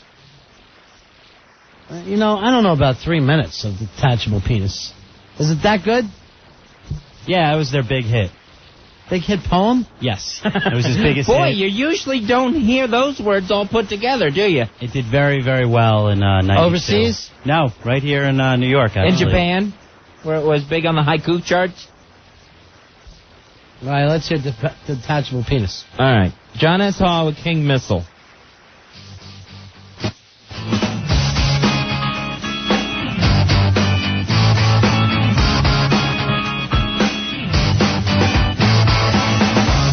This morning with a bad hangover, and my penis was missing again. This happens all the time. It's detachable. This comes in handy a lot of the time. I can leave it home when I think it's going to get me in trouble, or I can rent it out when I don't need it. But now and then I go to a party, get drunk, and the next morning I can't, for the life of me, remember what I did with it. First I looked around my apartment and I couldn't find it, so I called up the place where the party was. They hadn't seen it either. I asked them to check the medicine cabinet, because for some reason I leave it there sometimes, but not this time. So I told them if it pops up to let me know. I called a few people who were at the party, but they were no help either. I was starting to get desperate. I really don't like being without my penis for too long. It makes me feel like less of a man, and I really hate having to sit down every time I take a leak. After a few hours of searching the house and calling everyone I could think of, I was starting to get very depressed, so I went to the Kiev and ate breakfast. Then as I walked down 2nd Avenue towards St. Mark's Place, where all those people sell used books and other junk on the street, I saw my penis lying on a blanket next to a broken toaster oven. Some guy was selling it. I had to buy it off him. He wanted $22, but I talked him down to 17. I took it home, washed it off, and put it back on. I was happy again, complete. People sometimes tell me I should get it permanently attached, but I don't know. Even though sometimes it's a pain in the ass, I like having a detachable penis.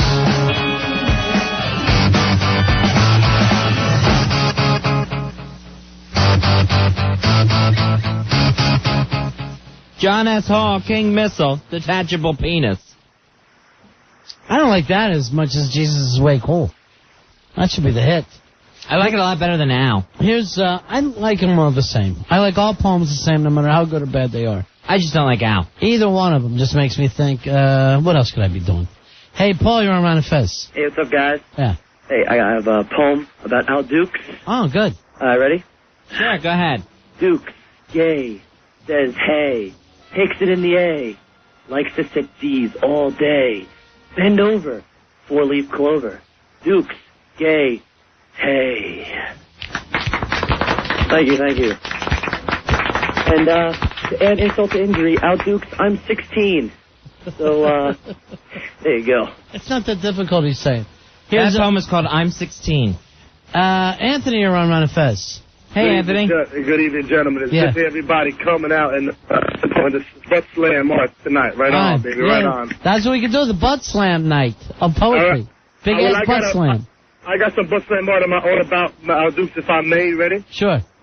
Al Dukes, you got no use to make it cute. You like the Dukes, a hazard, making the bastard. Everybody around got no use for you. You're making me crunch. Everybody litters the hinge. Everybody gonna set up a Dukes. Al Dukes, you just gay. Right on, baby, right on. Wow, nice one, Anthony. Here's Mike. Mike, you're on Ron and Fez. Hey, Mike. Hey, what's up? I just wanted to say I'm not a poet. I just want to say, hey, Al Dukes is gay. I'm a poet and I didn't know it. Oh, see ya. Very nice. Al, I think you got some competition. Lou, you're on Ron and Fez. Hey, Lou. Yeah, hi. Yeah, go ahead. I got a poem about Al. Sure. My name is Al Dukes, and I'm here to say I'm a stupid mother, and I'm gay. I don't mean to be boring, but everyone is snoring. Yeah, my name is Al Dukes. See ya. So awful. Al, did you realize you were such a muse? Hey, Johnny. Hey, boys. Hey, Johnny. We'll do it for Johnny. Johnny, we're going to do it for you. You got a poem for us? Yeah, I'm going to make it up right now as we speak to show you that Al Dukes has got the same intellectual capacity as a cabbage. You ready? Ready. Gay, you say? I say nay. Al Dukes is gay. He's not okay. Check with Opie and A. They broke his machine. Nice and mopey. Al Dukes is a schmuck. That's it, Dopey. Al, get a life. You suck. Everybody's just as good as yours, Al. Here's John. John, you're on Ron and Fez. Do it for John. Hello, John. How are you? Good, buddy. What can we do for you tonight? I got a poem for Al. All right. It's Al, put him up, Dukes, down and out, 10 seconds in. Al Dukes takes the train home, oops his pants. Al Dukes, I'm not gay, my boyfriend is. See ya. Al, all these poems are as good as yours. They're all about gay stuff. Al, all poems are. A poem by definition is about gay stuff. Al, how do you feel after pouring your heart into your Subway slam poem that you took very seriously, and then you hear all these and guys just coming up with them? They're copying my cadence, though, my delivery. Yeah, that's yours. Is it Kerouac? Every one of those guys talks the same damn way. Here's Louie. Louie, you're on Ron and Fez. Louie. Yo, what up, fellas? Hey. Al, I got a poem for you, man. Go ahead, Louie. Running, spinning, running, balls, balls, balls. My A, junk, love, balls. Wow. That may be my favorite so far. We got to put these all together. Balls. This should be on some kind of CD that will sell. Here is Steve. Steve, you're on Ron and Fez. Hey, Steve. It's the butt slam night on Ron and Fez. Yeah, hello. Yeah. Go ahead, Steve. This is Al's boyfriend, Steve, and I just wanted to let everybody know how much I really do love him. And here's a little thing. Steve loves Al, and it's all I can do. It's all I can do for the Dukes. Later. All right, now I may have a new favorite outside of balls. Hey, Jeff, you're on Ron and Fez. I have one in haiku form. Oh, haiku, that's the 575. Yes, it is. Yeah, see how I'm learning, Fez? The 575 rule. Mm-hmm. Al Dukes is so gay, he hangs out at all the bars where other boys do. Domarigato. I didn't bother counting the syllables. Was that fitting in there? We'll let it slide. Yeah, sure. Hey, Tammy, you're on Ron and Fez. How are you? Hello, Tammy. Hi, how are you? Hello? Yeah, we're all here. What can we do Go for ahead, you, Tammy. Oh, okay. I have a poem for Al. Great. Al Dukes smells like poop. His pants droop. Put his ass in a chicken coop. He needs a toupee. Hey. Thank you. I love the pay at the end. Hey. Hey, Paul, you're on Ron and Fez. Hello, Paul. Hey, what's up, guys? What do you got for us, Paul? For Al Dukes. All right, go ahead, Paul. I'm Al Dukes, I am gay every day. In the ring I get lumps. In the bed I give 5 pumps. I am Al. I'm so gay. See? Hey, Joey, you're on Ron and Fed's Butt Slam Poetry Hour. Go ahead, Joey. Yeah. I got one of them haiku things. Oh, great. That's the 575 rule. This time we're actually going to check. All right, you check that. Or at least just keep it at 17. All right. Yeah.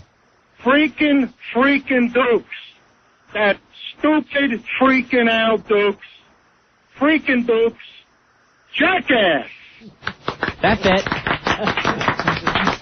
So that's a haiku, huh, Al? So they say. I'm not familiar with it. You like the slam poems about you being gay more than the haikus about you being gay? No, What do you like best? What's the best kind for you? I don't like any of them. But they're mocking me with the slam. Well, don't you side. have to be respectful of other people's poetry? And their art? No, but they're not. They're doing it like it's they're making fun of me. So here's Brad. Brad, you're on Ron and Fez. Hey, what's up, guys? Hey, Big man. ass 420. Hoo-ah! I got a quick poem for Al.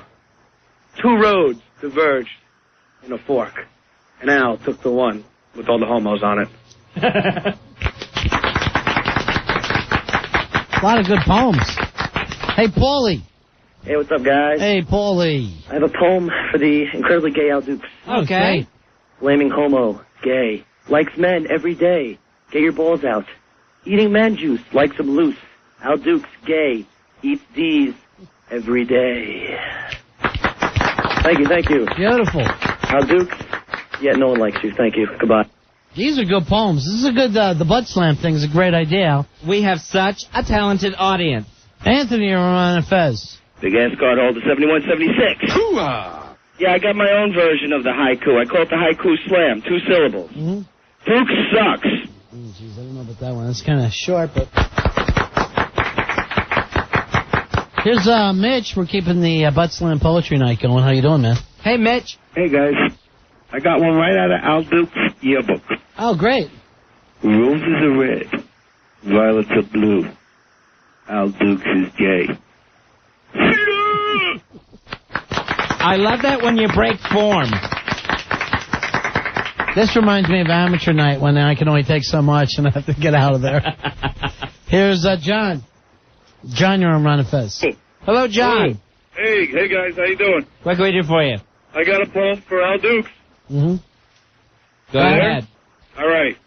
Eeny, meeny, miny, a D and Al Duke tiny. He blew a fart, it blew apart. Eeny, meeny, miny. Well, thank you very much. Appreciate that. Some of these are just getting off bathroom walls now. Here's Chris. Chris, you're on Ron and Fez. Hello, Chris. Hey, guys, what up? Yeah. Welcome to Butt Slam Poetry Night. Oh, thank you. Here's a short but a sweet one. Great. My name is Dukes. The smell of poo turns me on. The punch of poo knocks me out. Ponderous, effing ponderous.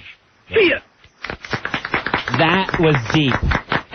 Now, Al, are you surprised there's so many people interested in poetry? no, I think they're more interested in just making fun of me with it. But Now, I mean, I'm really into it though. Myself. We've had a lot of callers come through, and they're just slam doing their slam poems right off the cuff. Yep, they're just rhyming anything they can with gay. You seem to actually think that you had some sort of really master skill or talent that no one else had. Yeah, I did. I had a subject of the subways, and then I just started going with it. It sounded like it. Sure, it was great. Maybe you need a celebrity there one night. Maybe we can get this guy from Sesame Street. It's Foulmouth Elmo. Hi, you fellas. Oh, hi, Elmo. Hi, Foulmouth. I got a poem here. Ready? Mm-hmm. Ready. Oh, card holder number 0. You're a loser. My Ron and Fez is hero. You claim you have balls, but when the thing is, never mind. That was beautiful. Yeah. Thank you, Elmo. See, that's one of those nights, at the coffee house, Yeah. at the poetry reading, where you never know who's going to walk in and do some original material. Here's the strange thing. As good as Al is, then he has to look to see if he can crash on someone's couch after. That's the life of a slam poet. Here's Jennifer. You're on Ron and Fez. Hello, Jennifer. Hello. Okay. Al, tell me the way it is to be gay, for you are the one who gets it in the bum. See it. Sit. Do you think girls are as good as poets as guys are? No, they can't. Their delivery is not the same. You think all your success comes from the delivery? A lot of it starts with the writing, but if you don't have a good delivery with it, then it lays there. Now, living the gay lifestyle, is that something that helps you? You experience more? Well, I don't live a gay lifestyle, so that really doesn't affect me. Really? Yeah. Emily sipping the Dickinson. I'm just going by a lot of the poems I'm hearing about you. No, and I assume. That's everyone. That's all anybody can do with it is just try to rhyme gay and Al somehow. Well, you're not going to be able to do that. I never realized there were so many different ways. Hey, you now. No matter how hard you try, those two aren't going to rhyme, are they? No, but I mean, they'll use other words, but it all is about the same Jake, thing. you're on Al Dukes' Butt Slam Poetry Night. How are you? Hello, Jake. Yeah, hi. Yeah. I got one. Grape, ape, or tape? Yeah, Al, you're gay. See ya! All the poems have to be about Al. Al insists on that. That's ego. Oh, yeah. Hey, we'll take a break. We'll be right back. 877-692-1027. We have another young lady coming up, Fezzy, who's getting a tattoo fixed. Her tattoo regret. Braino's here from Big Joe and Sons Tattooing in New York. 212-768-4422. We're Ron and Fez. Ron and Fez. Frequency 1027 WNEW. We're Ron and Fez. Not only have we had an evening of Al Dukes' Butt Slam Poetry, it's also a tattoo night with Braino from Big Joe and Sons Tattooing. Fez, the young lady who's here now, absolutely stunningly beautiful. Samantha, welcome to the Ron and Fez show. Now, Samantha, what is the tattoo that you need covered up? It's a little name that I got when I was 18. Uh-huh. And what name is it? Joey? So, obviously, I saw you come in with another guy. That's not Joey, right? No. Who was Joey? He was my high school sweetheart. Ah. Yeah. Now, you actually have two Joeys. Yeah, same guy. Mm-hmm. Yeah. Which one are you getting cut up? You got one on your wrist and one down? I'm keeping the one on almost my in your wrist, hip. the little one on my hip. Now, did you just have a lot of trouble remembering Joey's name? That's what it was. Yeah. And you'd think I wouldn't because it's an easy name, but Fez, I'm here to tell you. Or did you just like baby kangaroos? Now, what... I'm telling with Samantha. Yeah, you're doing well with her. What are you getting changed? What, are you going to have another name, or...? No, I just think I'm going to throw something else on it, a little butterfly or a fairy, something like that. All right, did you show it to Braino? Did he say it was correctable? Yeah. Cool. All right, so that's probably better. So many people go and try to get the laser thing done, Fez. Yeah, where they actually try to get the thing removed. Probably better just to cover it up. That's what I say. All right, well, good luck to you. Beautiful young lady. Thank you, Ron. I'd like to get one picture of just the Joey tattoo on her hip, just for myself. that I can use later tonight. For Christmas cards. I would love for that to say Ronnie. Really? No, maybe you can turn it into that. No. She's like, really? Sure, what do I care? I've been carrying around Joey for years. Well, it's, good luck to you. Thank you. And we'll take a look at it after they're done. Thank you. But actually, it's not bad work. That's the nice thing about it, and it's small. It's cute, yeah. Yeah. Thank you. Okay. Yeah, Braino will be able to take care of that easily. Thank you All right, so thanks, much. Samantha.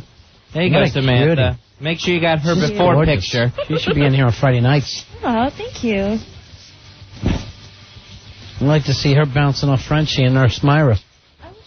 I know. She wouldn't mind. Believe me, I have, I got the eye for that. I got the eye for talent, Fuzzy. You're the scout, baby. I don't know how I can do it. I can look at a girl and go, oh, that's one of us. That's a party girl. 877-692-1027. Angel Amy wanted to talk to us, Fez. She's got some kind of problems. But first, because he's in a hurry, his life is a movie, it's Polo. It's time for Oscar blurbs with Polo. Oscar started 8. Sean Penn better not be retarded. Rebecca Romaine will be tossing an Oscar salad. Looks like Harry's gonna find the potter of Oscar gold. Polo has a big fat wife. It's so true. Polo. Hey, how you doing? Hey, Polo, your life's a movie. Thank you. Polo, your life is a movie. Thank you. How come you never say that anymore, Polo? I've been in little old lady land out here. Yeah. What does that mean? with these old dying women. I've been babysitting Marie. Oh, So- don't tell me you're at your mother-in-law's house, Murray. Who the hell are you? Yes. Yes, I've been babysitting her for the last few weeks. Like almost around the clock. She's Now- been falling constantly. Where's your wife all this time? She's watching my mother. Why can't you watch your mother? Let your wife watch her mother. Yeah. We hate each other. Why'd you trade mothers? Because it's much easier. The relation... Gail hates... It just doesn't get along with her mother. And my mother tends to be great on my nerves, too. Now, you're not worried that your wife will be doing something mean to your mom? No, because actually my mother hasn't been falling lately, so she really doesn't have to do that much. I have the heavy job over here with Murray. You got the heavy job with your wife. That's right. Now, Murray, is she falling down a lot or being pushed, Paulo? No, she's falling down. And you know, like sometimes I have to catch her in mid-fall and like drag her across the room. That's nice. Your life is a nightmare. He's like Roberto Clemente. He's Willie Mays making these shoestring catches of his mother-in-law. Sometimes I just grab the collar of her shirt and like... Oh, nice. The clothes hanger treatment. Yeah, right.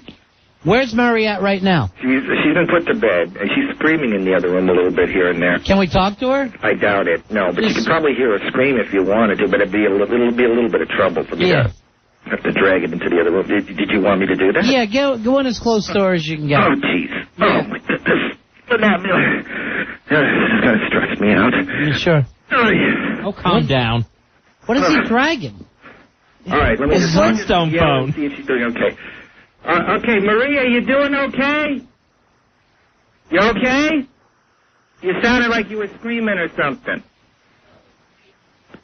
Can you speak louder? I can't hear you. Feed her. She seems to be okay. She's saying, feed me. No, but she's saying... Yes, she's saying, feed me. Say, are you hungry? No, she's not saying feed me. As a matter of fact, I try and funnel food down her throat. Oh.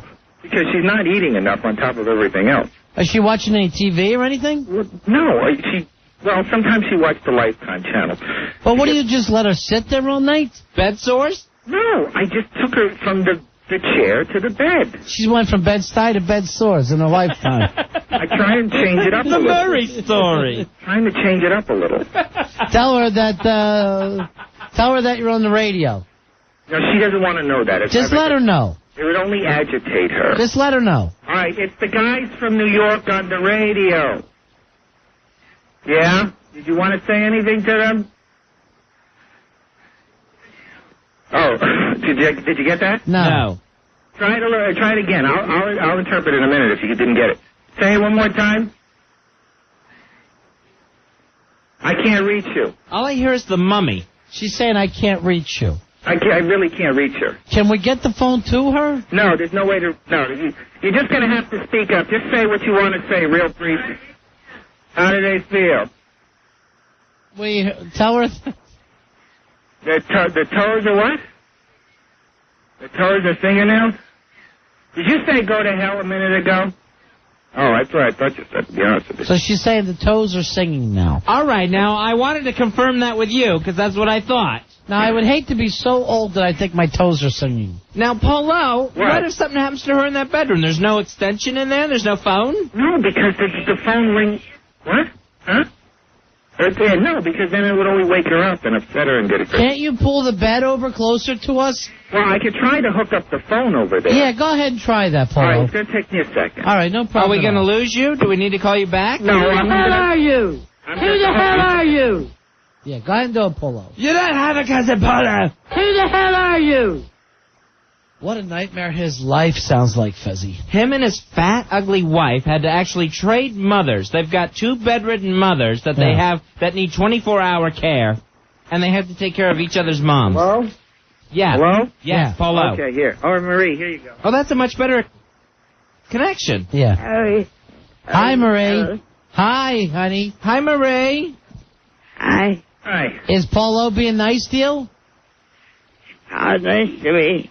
Yes. He's very nice to me. Yes. Oh, he's a nice guy. He's a nice guy. Yeah. Where are you? We're in New York. You are? Yeah, now, how are you related to Paul? son-in-law. That's his son-in-law. See, she remembers. Right. She thinks it's Pauly Shore, that movie Son-in-Law. Hey, Marie, who was president when you were born?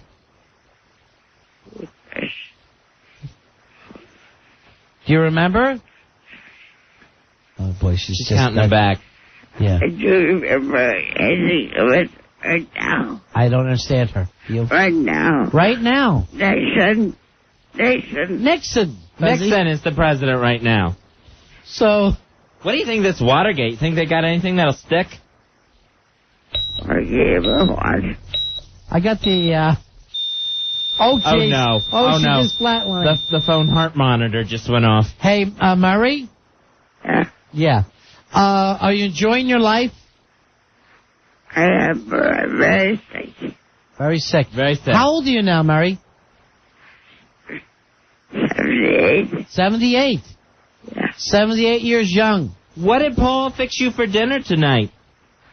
All kinds of good stuff. Lasagna and some other stuff. Oh, don't you? Look. Don't cheat. Now, what did you eat, Murray? I'm not very hungry. You're not very She's hungry. not very hungry. She ate Nixon earlier. All right, Fez? Yes. Get back. Clear. Murray? Now, Polo's going to do some movie reviews for us. You like movies? Yes. Yeah, what's your favorite movie? All kinds of them.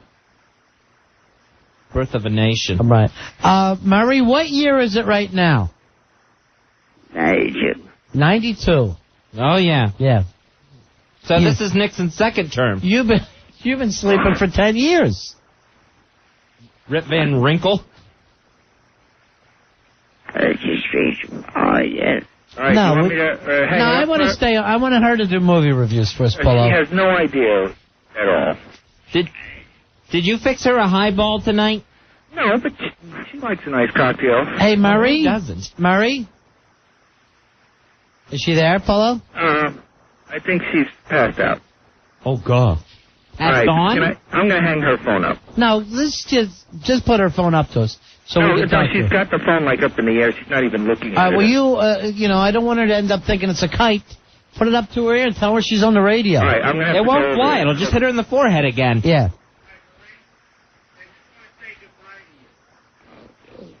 Now, years ago, hey, Marie? Thank you for calling. Yes, it's always nice to talk to you. Okay, I'm going to hang her phone up. She's Would you? Would Can you we just stop it? Just put her back on with us, okay? She's had it. I got one more thing to talk to her Hold about. on. This is the only chance me and Ronnie get to visit nursing homes. Yeah. Okay.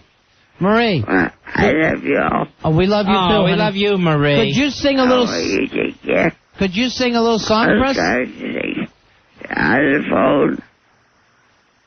Could you sing a little song for us? He's going to talk on the other phone. He's going to talk on the other phone. Yeah, I don't know that one. Okay. She's had it, guys. Here, Yeah. she's tired. This whole conversation tired her out, guys. That quick. Polo, the way you complain, she seems like the nicest, easiest to get along with, easiest job ever. Oh, yeah. Okay. Now, I remember her when she was healthy, and she was a vicious, mean lady years ago. Oh, come on. And she was mean to She you, was, Polo. Polo, and you know it. All right, I think she hung up. She used to call her husband the Horn Master. Well, he was. I'm going to run over and hang up her phone and go Why? By hang up her phone, you mean kill her? Is that The cord around her neck? euphemism that you're using now? I'm going to hang up her phone. Take her off the counter. You've been permanently disconnected. No. Should I go hang up her phone? No. Just put it down her pants so we can listen. Right. We'll play the seniors version I'm going to go hang up her phone. of what's in your hospital gown. Why don't, Polo, why don't you just go put on some kind of black cloak and then have a sickle and stand over her bed? All right? Polo? I think he went home. Okay, I'm back. That phone actually had a better connection. Yeah, strangely enough, you're right. Now, Polo, what do you do with her all night while you're at work? Take her with you? Well, look, let's face facts here. She has choices here. She could go in the hospital, she could go to the nursing home. She doesn't want to do that. She wants to die in a house, and this is the way we're going to do it. Why don't you do this? Take a pillow and put it over her head. Because well, Okay, look, I'm not interested in killing her. I'm simply trying to take care of her. Why are you so out of breath? Honor her wishes. Well, because I've been carrying her back and forth to the apartment in the last hour. When she Like fell. a gorilla would carry a dead baby. Now, is this your workout? I do. I get out of breath when I have to drag her across. If you've been having sex with that old lady, Polo, it's wrong. This is his workout. It literally is sweating with an oldie. No, but I do have to pull down her pants when she goes to the bathroom. How's it looking? Oh, that's hot. How's it looking? What? How's it looking? Yeah. It's kind of shriveled. Oh, God. So what is she doing down there? What's it Mohawk or what? What's it taste like? Salty? I'm sorry, that I don't know. I bet it tastes like gin. Pure gin. Oh, jeez. I've been having a rough few weeks, guys. Yeah, I guess you are. I guess Now, so. is your mom Pulling in down any... your mother-in-law's pants? Is your mom in any better shape? No, and it's, what's been happening with her lately is she's really starting to get... Dry mouth?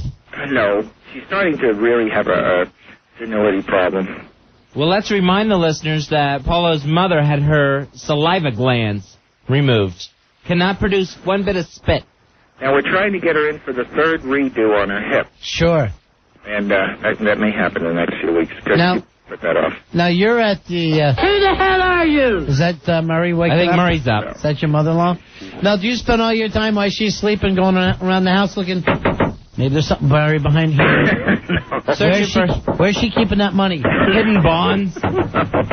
Just knocking on every wall, hoping for a hollow thing. Wait a minute, that sounds hollow. You know those bastard in-laws of yours haven't spent a dime, Paulo. She's got her communion money, the old bitch. Yeah, I'm not going to go into the finance. You think you're getting a lot of money out of it? I'm not getting anything out. I'm just trying to help my wife with her... I've fallen, and I can't get up. Oh, check on her, Paul. You better get in there. Well, I've fallen, that's part of the and deal. I can't get up. She wants to live on her own. She's going to fall. Do you have a bet over who can kill whose mother first between you and your wife? There's no... Do you do one of those things where you put her in the bathtub and then go out and smoke a cigarette and just wonder? He's kind of looking over his shoulder. Kind of forget about it. Can we just say goodnight to her, Polo? Oh, this is not... No, she's done. I just broke one of my leprechauns. Yeah, by that you mean you're nuts? When I moved the phone, one of my leprechauns lost his foot. There's going to be hell to pay for that. You can't catch a break, Schlep Rock. True enough. It's time for you to do your workout. Wrap her around your head and run up and down the steps. No. Bench press the bitch. How many mother-in-laws can you bench press? Okay, well, I'll give you the basic weights. I believe one is 93 and the other is 86. Now, not their ages, their weights. Their weights. And your wife is more than 3 times that combined. She has been on an extreme workout regimen, diet regimen. Now, by that you mean taking pills and drinking? I believe, the pills are involved, of course, but the thing is, I think she's lost about maybe 100 pounds, honestly. Now, has she seen your big Twatto tattoo that you have on your belly? Yeah. What did she say about that? She hates it. Why? She hates all the tattoos. The last time Paulo was here, we got to add a tattoo to his enormous collection and his enormous stomach. Braino's here tonight, was asking about you, Paulo. Yeah, Braino was very nice to me. Now, let's talk about your tattoos. Explain to everybody what you have. Okay, we started with a large eye on the back. You got an eye on your back, which is nice. Yeah, right there at the top of his back, right below his neck. And I think we went to the Thug Life on the stomach. Thug Life that was much like, I guess, Tupac, right? Yeah, and this was well before the craze. In the Gothic symbols. And this is before the tattoo craze. Right, before the craze hit. And then the craze. The craze. Then we did the Tupac and Biggie together forever with the bullets with the wings on. Yeah, with angel bullets on your back. Why do you like gangster rap so much? It's not that. And then I had the boy band salute on one arm. You think you'll bust the cap in your mother-in-law? It's not that I'm favoring the gangster rap. I'm trying to be, if I could get a room for a Celine Dion tattoo, that would be nice too. All right, what do you have? What are the boy bands that you have tattooed on? I believe it's the Boy Band 2000 tour, NSYNC, Backstreet Boys, 98 Degrees. Why don't you go over to your mother-in-law, Murray, and show her your crank and see if that helps her? No, I'm not. Absolutely see not. See if that makes her feel better. Let her rub your taint. Yeah. No. No, she's had it. Come on, the conversation did exhaust you. You sound like you've already had discussions about this, Paulo, and that is definitely one of the things that's against the rules. The ground rules laid down by your wife. I'll be honest with you. When you're a caretaker for someone, you get involved in a lot of things you'd rather not get involved with. Paulo, let me ask you this, and you answer it honestly. Yeah. When that woman has been in your care, yeah. have you neglected her to take time to run a batch? On her. No, I don't think I've neglected her. Have you run a batch when you're supposed to be watching her? He is doing it while he's watching her. While he's washing her. I'm not neglecting her. Sometimes I'm in the other room, that's all. I mean, you can't be sitting like every minute in the same room every minute. Sure, I understand. Not unless you want to really hit her in the face with it. No, I mean, I'm doing the best I can. You heard, she says I'm a very nice guy. I'm doing the best I can. Trust me, it's not my choosing. I'm not choosing to do this. This is my lot. This is my, my card. Right, I understand. This is his cross to bear. Literally. All right, what did you want to talk about with movies tonight? Okay, well, we can't talk about your mother-in-law all night as much as you want to. It's probably time to do a nice summer preview. Oh, yeah, that's true. Summer preview. Your phone's awful, by the way. I know. Could you at least just use that extension and... I would have to go through a whole... I mean, I'm glad I've been made aware of it now. I can try and... Yeah, let's try the other extension, okay? The phone in Murray's room is great. Okay, guys. Hold on. All right. Hey, do we got anything for Ajita? I got heartburn. It's killing me. Paulo, stop moaning and groaning like you're Billy Staples. He has to walk across the house to get to the other phone and just screams, "Hi!" I don't know what's wrong with this. I got Ajit tonight. I got headaches. I get stabbing pains in my eyeballs. That can't be good for anything. Okay. Okay, guys. How you doing? Now, see, that's much better. It's crisp. Isn't it crisp? What? It's kind of a crisper sound. All right. Now, what? The summer movie season is starting. Okay, well, what are we starting with? We could just do the sequels. I mean, you've got the Star Wars 2, which is kind of Star Wars. Oh, and skip Spider-Man. Well, okay, Spider-Man. Let's not forget Spider-Man. That's obviously... Spider-Man is going to be the big movie of summer. There's no question. There's no way of getting around it. It's going to be the 300-pound gorilla of the summer. Instead of your wife? Is that going to be the #1 movie of the year? I got to think there's such a pent-up demand. I mean, as far as superheroes go, I think he's pretty much the biggest one. I mean, no disrespect to Superman and Batman, but because they'll kill you. It's DC Comics. I mean, Marvel is kind of top, and he's the top guy. And he's actually one of the most interesting superheroes just because of the way he kind of got his superhero powers after his personality was kind of developed.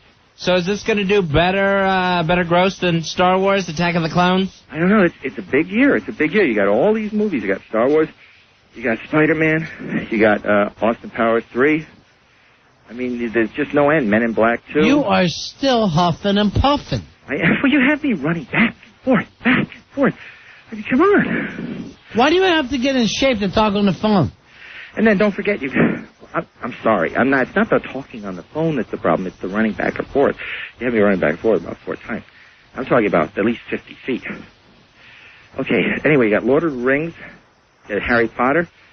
They're coming out with their second. When's Harry Potter coming out? Later in the year. I mean, Christmas. But I'm just saying. But you're just giving us the summer preview, and now you're bringing up the Christmas Harry Potter. I'm just saying, it's going to be... We asked for summer movies. Oh, you got Spy Kids 2, you got Stuart Little 2, you got lots of sequels.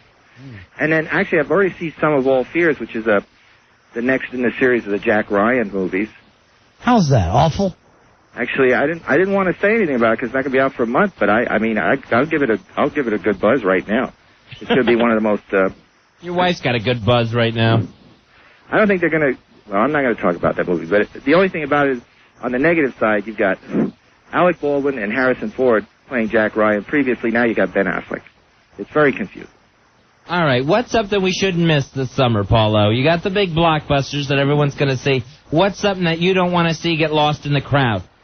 Okay. Well, I mean, as far as the things that have come out already, the best things so far this year have been Blade 2 is most exciting, and Frailty is probably the most interesting movie so far this year. So if you haven't seen those two, that's definite.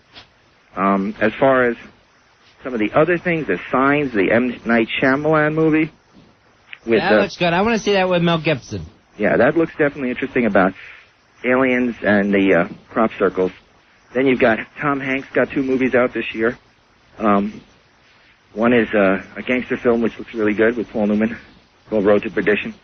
And the other is a Steven Spielberg movie with Leonardo DiCaprio. Then, you know, Leonardo DiCaprio has 2 movies out this year as well, Gangs of New York coming out.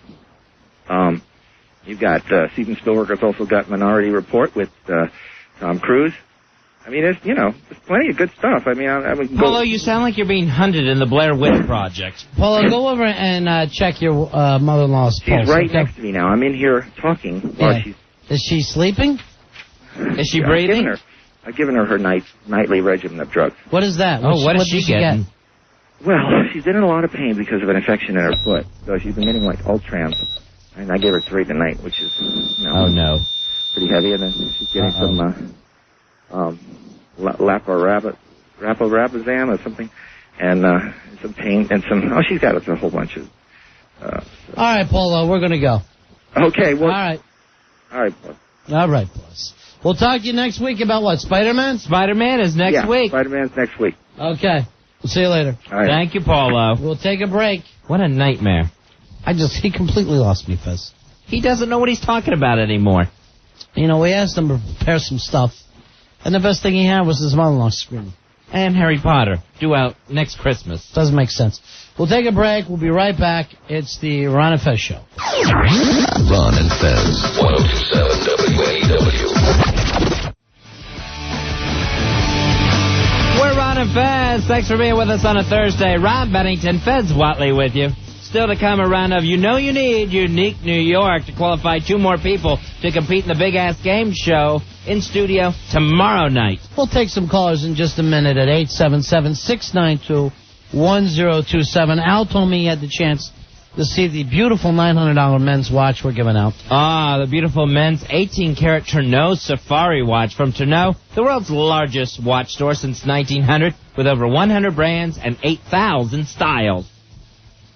All brought to us from our buddies at DreamWorks, Fezzy. They're promoting the brand new movie, Hollywood Ending, with Woody Allen. That opens nationwide a week from tomorrow. And if you qualify to come in to play the Big Ass Game Show tomorrow, we'll also give you a pair of tickets to an advanced screening of Hollywood Ending for May 1st, courtesy of DreamWorks.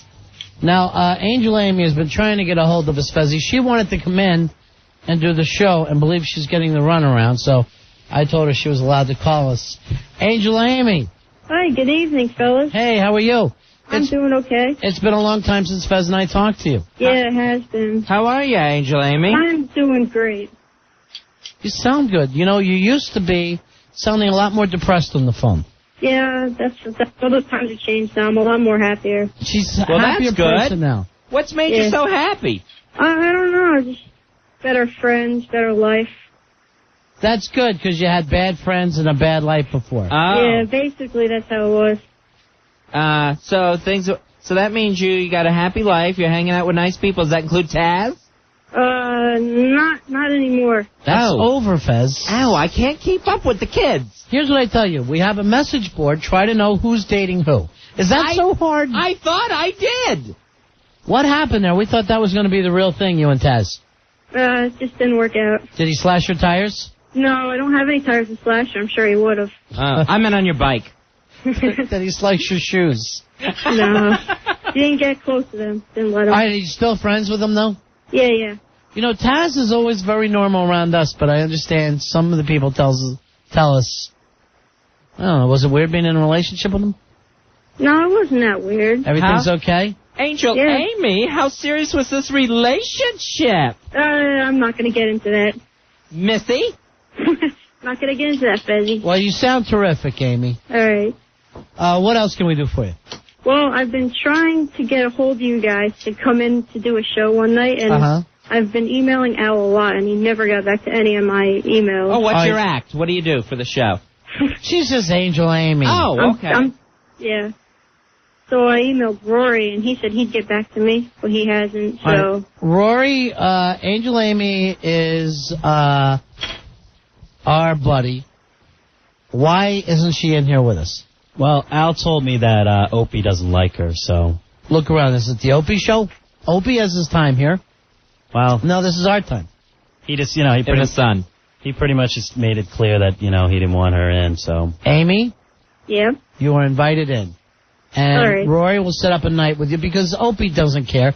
Opie doesn't want it maybe on his show, but he doesn't tell anybody else how to run their shows. All right. You're right. And you feel close to Opie still, right, Amy? No. Oh. Whatever. So Al's just trying to get brownie points with Opie? I guess so. He's afraid. Al, get in here.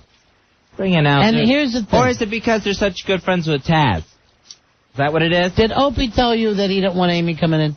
No, I'm just not going to cause trouble with the show, so. But can I tell you, Opie doesn't care about that. Opie would say. Yeah, but sometimes he hangs around after the show, and yes, why chance it? That's what I say.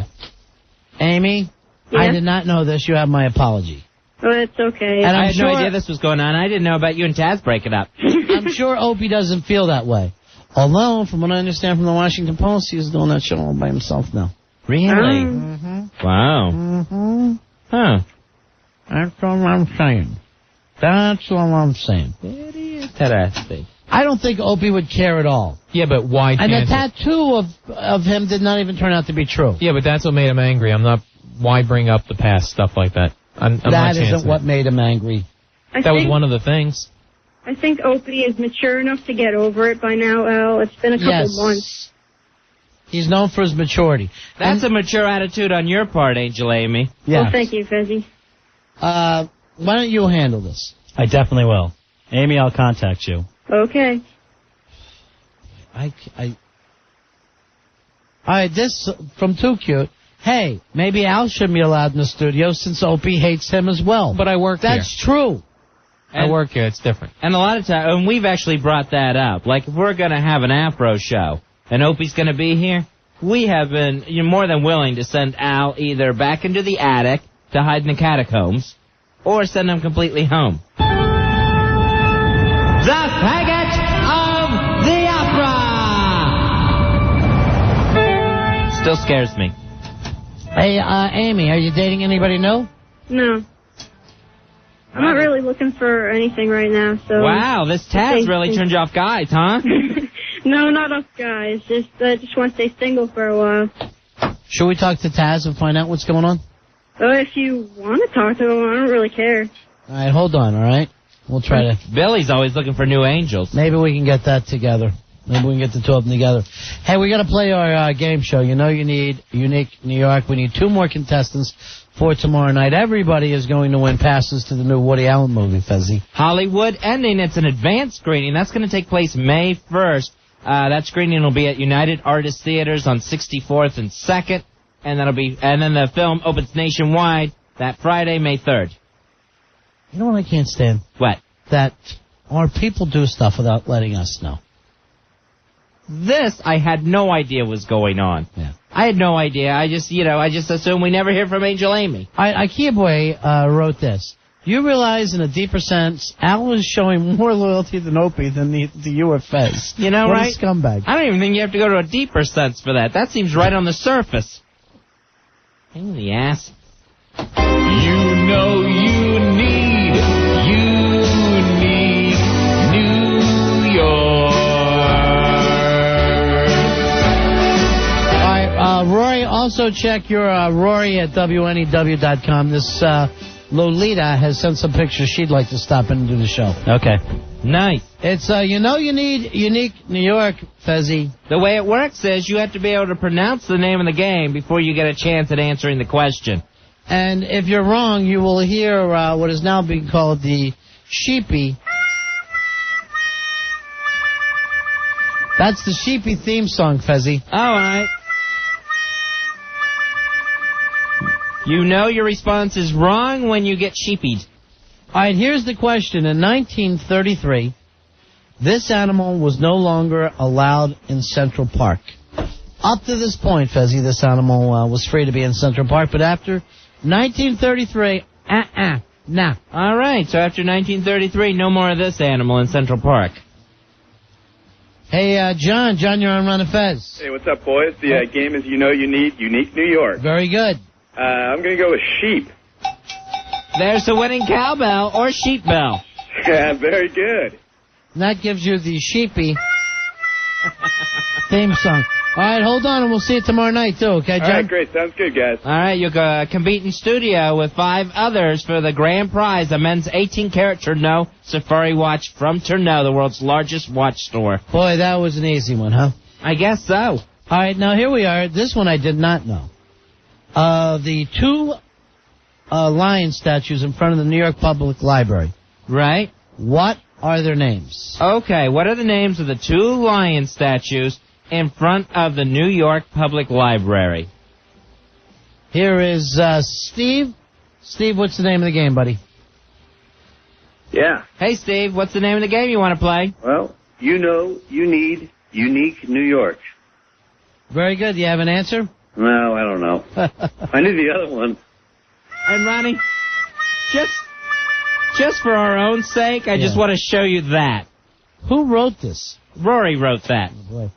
Now, is he a college graduate? Yes. Yep. What college? Scranton. Oh, boy.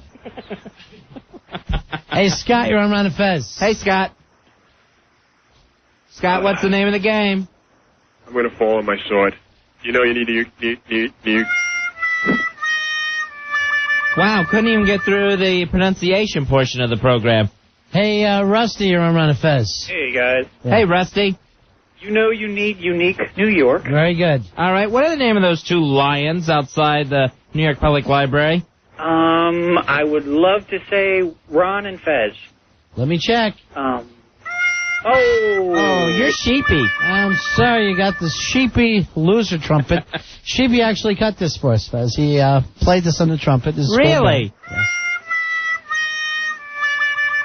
I knew those band lessons would pay off. He says that sounder's big with the kids, he told me. They love it. Here is... It makes me sheepy. No, I am too. Hey, Scott. Scott, you're on Ron and Fez. Hey, what's going on? Hey, Scott, what's the name of this game show you want to play? You know you need unique New York. Oh. You just got sheepy. Oh. Here's Brian. Brian, you're on Ron and Fez. Hello, Brian? Hello? Yeah, Brian, what's the name of the game show, buddy? Yes, you know you need unique New York. Okay, do you have an answer? I'll say yin and yang. I'll say sorry. Sorry and sorry. The question we're asking here are, what are the names of the 2 lion statues that you find in front of the New York Public Library? Now, let me ask you this, Roy. This is your question? Yes. Where did you get it from? I got it from a website. Oh, God. Now, is this a well-known thing? Yes. Yes, something it is.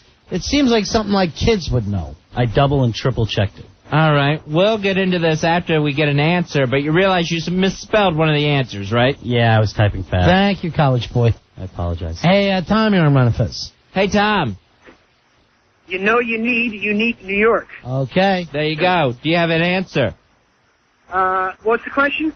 What are the names of the 2 lion statues in front of the New York Public Library? You got sheepy. Sorry. Sean, you're on the Ron and Fez show. What is the name of the game? You know you need unique New York. Good. All right, you got an answer? I'm going to say George and David. Let me check. We got the sheepy trumpet. We checked and we found the sheepy trumpet. It's time for you to play the sheepy trumpet. That's what we'll say when the kids are tired. Willie, you're on Ron and Fez. Hello, Willie. Hey, you know you need unique New York. Oh, people are getting too good at that, Fez. You're very good, Willie. Now, do you know the answer to the question? Rory and Hampton. No. Why bother taking up our time if you don't know the answer? Let me check with Hawk here, who knows all things New York. And nobody would name a lion a stupid name like Rory. Did you know the answer? I did not know the answer. Once I saw it, it sounded familiar, very familiar. So I believe it's 90% it's correct. All right, I'm looking what on an the ass. Yeah, I'm looking on the instant feedback. Yes. And people do know this one, so it is true. The instant feedback, they always beat the callers, but they don't call, so they don't win. Hey, Roger, you're on Ron and Fez. Roger, what's the name of the game show? You know you need unique New York. Okay. You have an answer? Yes, I do. What was that? Patience and fortitude. Wow! There's a Woody Cowbell. Congratulations, Roger. You are our last qualifier to come in studio tomorrow for the Big Ass Game Show. You know you need Unique New York. Chance to compete for a men's 18-karat Tourneau Safari watch from Tourneau. Very, very good. Excellent. Now, the names of those lions outside the public library, patience and fortitude, two great virtues. Or according to Rory, patience like you would find hospital patients. And fortitude. Roy, you're a character. Hey, how's the tattooing coming along out there? One of them is done, one of them is still in the middle, and the other one is yet to begin. Lee is done, I believe. All right, Lee was having what done?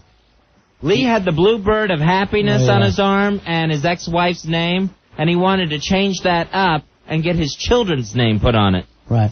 Let's bring Lee in. By the way, great tattooing being done. It's Brano, man. He's got his pal Brucey here with him from Big Joe and Sons Tattooing.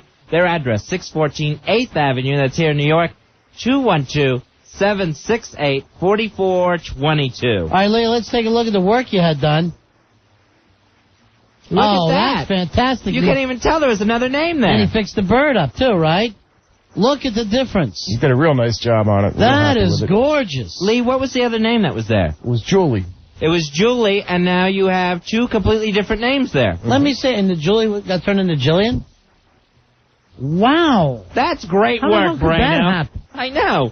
If I ever get a Julie tattoo, I'll be able to get rid of it pretty damn easy. Get a Jillian right in there. You just got to pick up a Jillian and go over top of the Julie, and you're all Sure, set. Yeah. believe me, I'll put something over top of the Julie. I don't know what it'll be.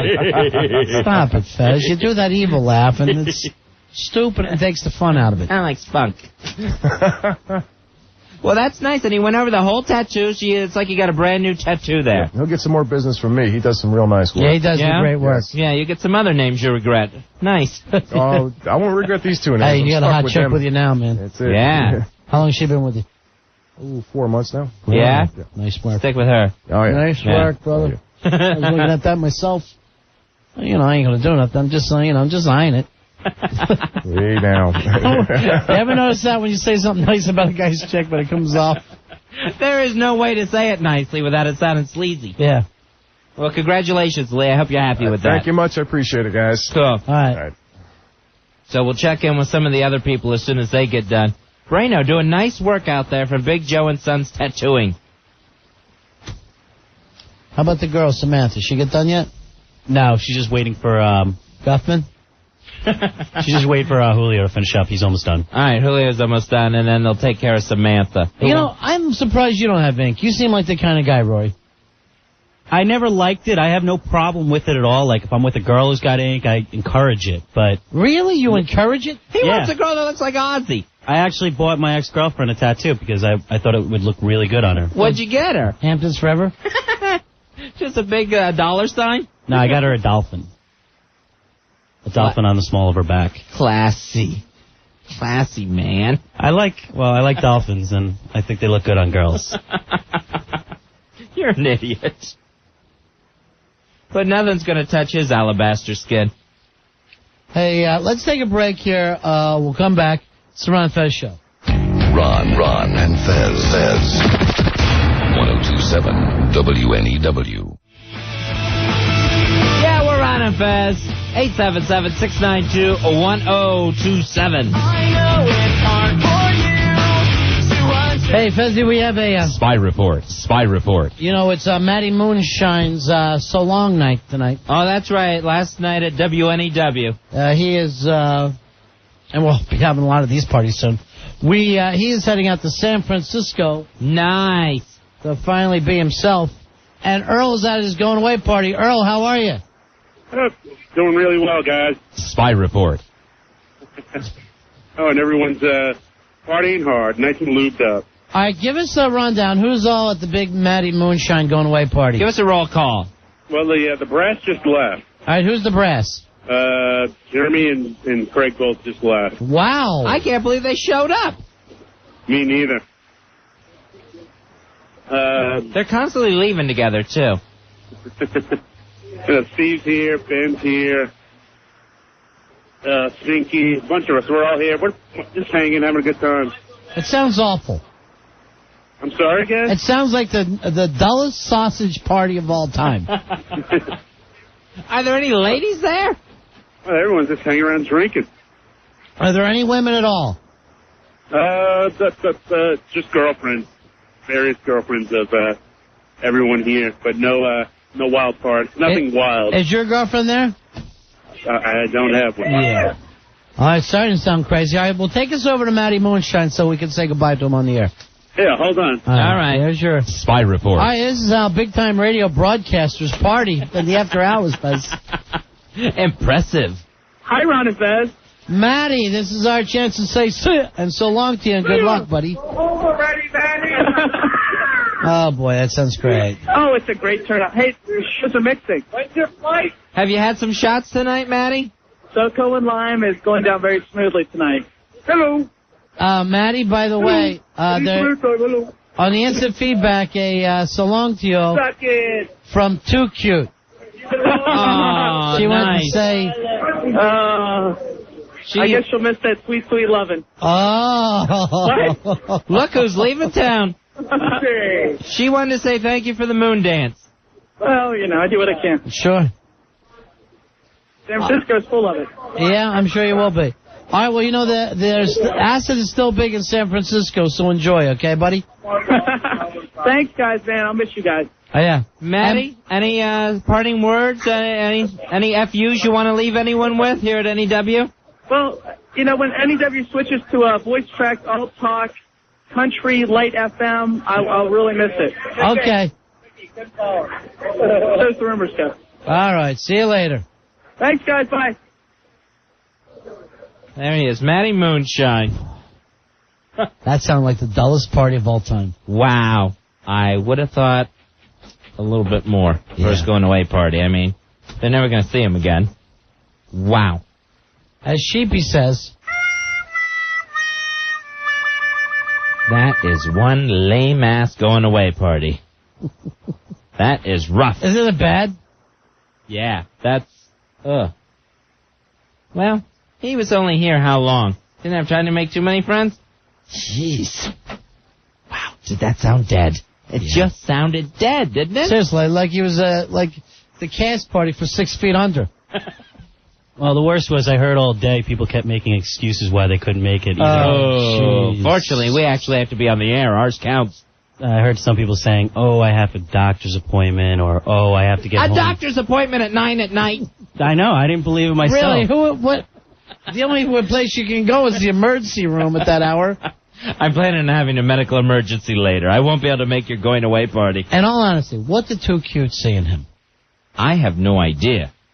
I don't know either. Lack of talent there. Lack of talent is a strange look about him. That whole West Virginia attitude of his. And probably the worst name in broadcasting. Matty Moonshine. What a crazy nickname. I hate anybody who makes up their fake radio. It's just possibly the worst nickname in the business. Here's, here's,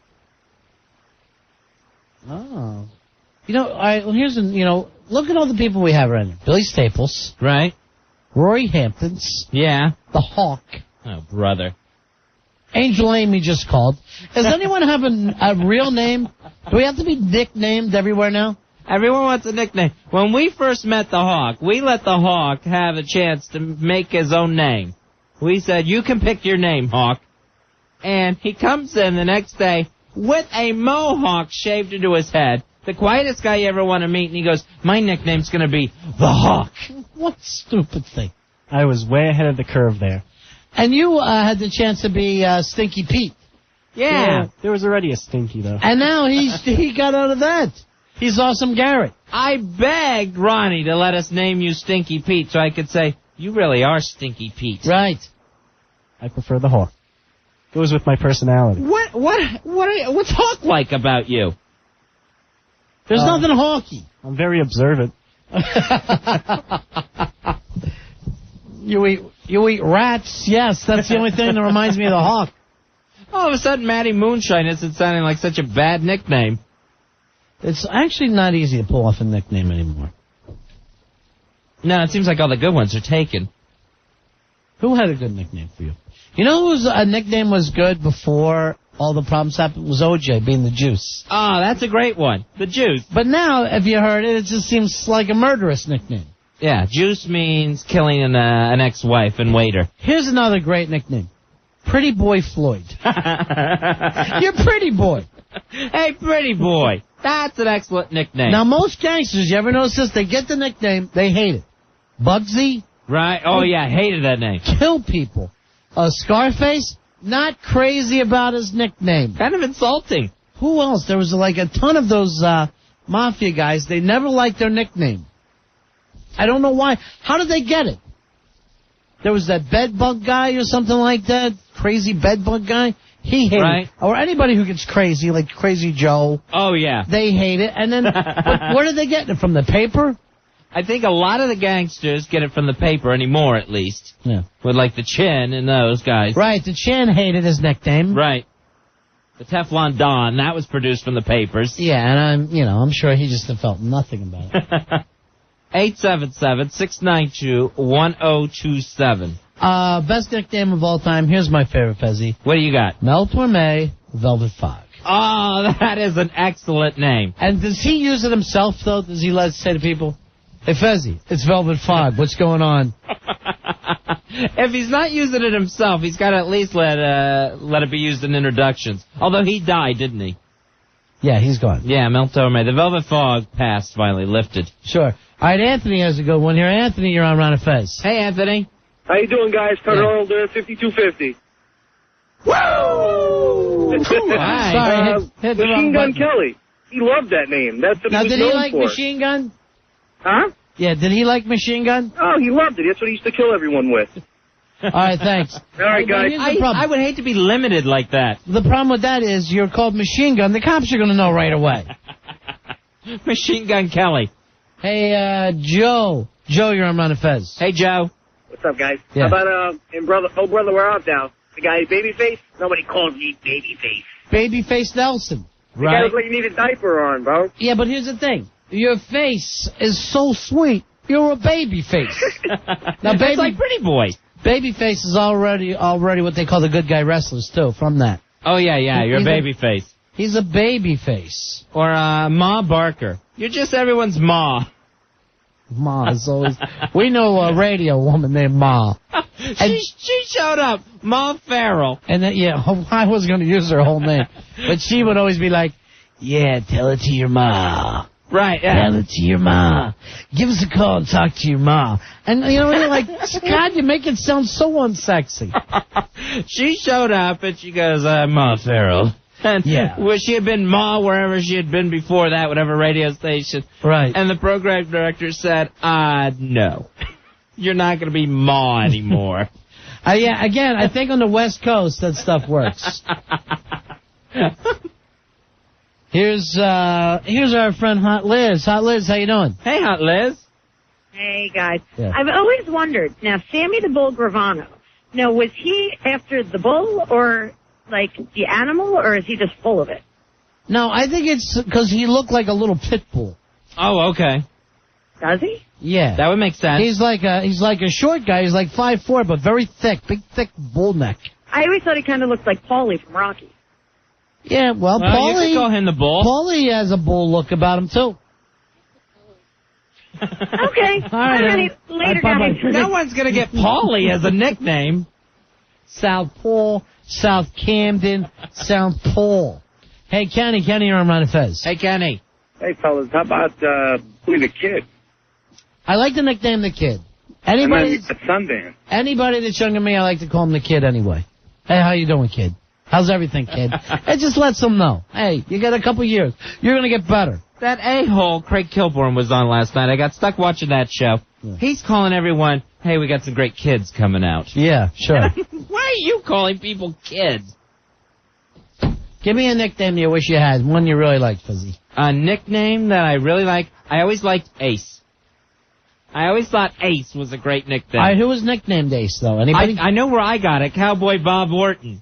They called him Ace. He was Ace the bodyguard. Now, anybody else? There's ever been like a really famous Ace other than Ace Frehley? Oh, Ace Frehley, right? I don't know, unless World War I flying aces. It's the only other thing I can think of. Now, you brought up the Teflon Don. They also called him Dapper Don. Dapper Don is always good. Now, any time that you're called Dapper, Dapper Dan gets used a lot. That's a nice name. The man is dapper. The problem is, you got to live up to it. Oh, yeah, you always have to be dapper at that point, no matter where you're going. Now, you never want to pick up the nickname Fat or Tubby or whatever, because even if you lose weight, you're stuck with that nickname. It will not go away. Tubby Raymond used to coach the Delaware football team, University of Delaware. Because he was fat as a kid, as an adult, he weighed like 155. He's still stuck with Tubby. Yeah, Tubby Smith at the University of Kentucky. He doesn't look tubby. No. He got a cute roll-around face, but he doesn't look tubby. He's stuck with it. Now, I know a guy named Large. His nickname was Large, right? Nice. Big fat guy. Large McFadden. His brother gets stuck with the nickname Medium. So here this guy is walking around being called Medium only because his brother's got a nickname. Nickname through no fault of your own. That ain't fair. Now, you also never want to have the thing Little Something. Oh, okay. Little Ray, Little Petey, because your dad or older brother had it, Yeah, Little Ricky. Yeah, it's an awful thing to be called Little. Hey, Joe, you're on Run of Fez. Hey, Joe, what do you got? How you doing, guys? Yeah.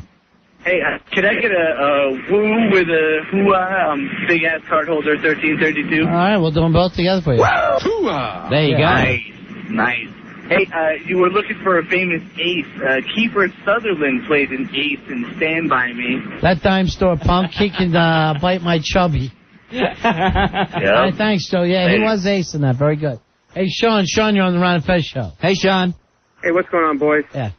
Got a good nickname for guy with an appliances name, William the Refrigerator Perry. Ah, the Fridge. Great nickname. The Fridge, but you know what? Probably not the best nickname on that Bears team. You're not going to beat a nickname that's Sweetness. Sweetness is nice, but to me, it only works as if it goes with your name. Walter Sweetness Payton. Yeah, that never happens. You're either Sweetness or he's Walter Payton. But he's not Sweetness Walter or Walter the Sweetness. So I think it has to, for sports, I always like Sugar Ray.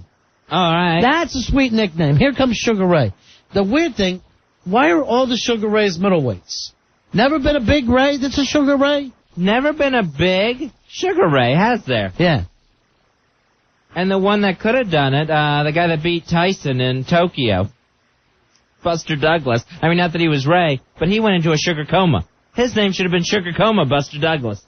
I'll tell you a nickname I always liked. His sports nickname, Lenny Dykstra Nails. Oh, that's a good one. Tough as nails, baby. I always liked Ted Williams, the Splendid Splinter. Again, my problem with that. Does he ever really get called that by his friends? It's more like a title than a nickname. Right. Here, no one's ever going to say, hey, you want to go over the Splendid Splinters? We're going to have steaks. So, yeah, great nickname, but it's got to be used to be a good nickname. Hey, Paul, you're on... It's like King of Pop. No one ever says that. No, at least not to his face. Hey, Paul, you're on Run and Fez. Hey, boys, how about HBK, the Heartbreak Kid? Heartbreak Kid, nice nickname. Yeah, that's a good nickname. And even when your nickname gets a nickname, HBK. Hey, Jeff, you're on Run and Fez. 1621, what's up, all day? Hey, buddy. I got a good one. Broadway Joe. Oh, that's excellent. Broadway Joe, the perfect nickname for the time and for the man. You're a New York ball player, and basically, he wasn't Broadway. It's not like he grew up in Manhattan. The guy grew up in Bum F, Pennsylvania, over by Pittsburgh. He goes down, he plays at the University of Alabama. So you're going from sticks to sticks. Next thing you know, there he is in a mink coat, standing next to the Broadway sign, and it sticks for life. Broadway Joe. That's up there with Diamond Jim. Oh, that's a good one. Now, the problem with Diamond Jim, he is a card player. Who wants to play cards against a guy named Diamond Jim? You know he's going to rip you off. He's not getting called Diamond Jim because he loses all the time. 877-692-1027. Hey, Mac. Mac, you're on Run and Fez. Hey, Mac. Hey, Fez, how you doing? Yeah. Good, buddy. Big ass 2030. How about Jack the Ripper? Who's ever going to forget him? All right, I like Jack the Ripper, and Son of Sam. Oh, yeah. I like a serial killer that gets a nice nickname like that. I like a serial killer that ends up having like a supervillain name, like the Zodiac Killer. The Zodiac Killer, great nickname. The Boston Strangler. Maybe the best. And, the Rolling Stones write a song about you. That's a great nickname. Here is Dylan. As opposed to the Atlanta Child Killer. Bad nickname. Dylan, you're on Ron and Fez. Hey, Dylan. How about the Fab Four? The Beatles. The Fab Four, first of all, you got a nickname. A band's name is really a nickname. True. Then they're going to slap on a Fab Four for you as well? You're that good. You need more than one name. Or the Man in Black. The Man in Black, the great Johnny Cash, who then went and made a nickname, a song about his nickname. Rock nicknames, I always like. The King, got to be the best, right? Oh, sure. Springsteen, the Boss. There you go. Perfect. It's names that are put you in charge. Right. Or something. You're ruling. Right. Or something like the Motor City Madman to let people know. I like, here's another thing. I like whenever it has something to do with the city. Oh, okay, yeah. Yeah. Well, you take some ownership there. Like Minnesota Fats. Terrific nickname. That's excellent. Fats Domino. Terrific nickname. And it's nice to have Fats in there rather than Fat. You add the S and it seems like it's all in fun. What other rock nicknames? You got the Red Rocker himself. Oh, Sammy Hagar, then you're stuck wearing red. Yeah. You gotta show up in red to be the Red Rocker. What about this rock nickname, the Glimmer Twins? Oh, okay. Jagger and, oh my gosh. Richards? Yeah. You would think. Richard. But really the Glimmer Twins are Richards and Ronnie Wood. Oh, okay. They're the real Glimmer Twins. But people screw it up. Hey, Bobby. Bobby, you're on Ron and Fez. Hey, Bobby. Hey, how are you, boys? Yeah. How about for our New York Yankees, one of the old former managers, Sweet Lou Piniella? Sweet Lou is a great one. You throw Sweet on there, and who doesn't love the guy? Yeah, you gotta love love... Even though he manages Seattle, he'll always be a Yankee, Right. All right. What's nice about that is you got Lou, that's a tough name. Yeah. And then you can throw Sweet on it. It doesn't affect you at all. You give Sweet like that, and it doesn't come across like it's gay. It comes like you better keep an eye on him. This guy is sweet. He's moving it all the time. All right, GVAC writes to me, Ron and Fez, I had the biggest crush on the Thin White Duke. You know who that is, Fez? That is David Bowie. Right. Now, how he got the Thin White Duke, I don't know. But he actually went and named an album after it. Hey, Ed. Ed, you're on Ron and Fez. Hey, Ed. Hey, guys. Worst nickname ever, Catfish Hunter. Catfish, I like that nickname. Punch it out, Maverick. All right, that's it. Catfish works with the name Hunter. Right. Sounds very outdoorsy, you put it all together. Joey, you're on Ron and Fez. Hey, Joey. 6'4", All right, buddy. Greatest nickname of all sports history. Randy Johnson, the Big Unit. Can't stand it. Just find it like calling him the Big Dick. Yeah, the women know what they're getting, I guess. It seems obscene. What about the Nature Boy? Woo! Now, Nature Boy, hysterical nickname, and he stole that. Yeah, from Nature Boy Buddy Rogers. Now, the balls you got of stealing somebody else's nickname when you're in the same business. And then actually later on in life having Nature Boy versus Nature Boy matches against an old man whose name you took. Right. How do you actually look in that guy's eye? No, I'm the Nature Boy now. I've decided. Here is TJ. TJ, you're on Ron Fez. Hey, TJ. Number 1600. Hooah! I got Donnie Baseball. Donnie Baseball, great nickname. You're going to name yourself after the sport? Like you're literally as big as the sport. How are you? I'm Donnie Baseball. Another great one is Pete Rose, Charlie Hustle. That's cool. Who I only called Showboatin' Pete Rose. Oh. Which I was hoping would catch on, never happened. Didn't catch on nearly as big as Charlie Hustle. Yeah, but Showboatin'. Is Showboatin' not a great nickname? Sports probably gets the best ones. Here's Jude. Jude, you're on Ron and Fez. Hey, Jude. Yeah, how you doing? Yeah. Basketball, like Earl of Pearl or Dr. J? Dr. J, great one. Earl of Pearl, Monroe, perfect nickname. You're Earl and you're a Pearl. Fezzy, what more do you want? How did they get Clyde, though? Clyde the Glide. I think the only reason why they came up with that is because it rhymed with Glide. Yeah, at that point they start naming like Wilt the Stilt. Yeah, but Clyde wasn't even his first name. Oh, God. They just threw the Clyde on. All right, thanks. All right. All right, Adclay said, how can you go wrong with Gretzky's nickname, the Great One? Again, terrific nickname, but no one ever calls him that to his face. No. And I hear the Great One. I think Jackie Gleason. Yeah, that's true. He's also the Great One. I didn't think of that. The Great One. What an excellent... And now The Rock takes that, too. Oh, is he doing that? Yeah, The Rock calls himself the Great One. It's not enough that you're The Rock? And have everything else? You gotta have every nickname out there? Stone Cold, great nickname. Oh, that's excellent. Here's Scooter. Scooter, you're on the Ron and Fez show. Hey, Scooter. Hey, how you doing? Yeah. How about Dale Earnhardt, the Intimidator? Yeah. Or Ironhead? Ironhead Haywood? No, Ironhead was his other nickname.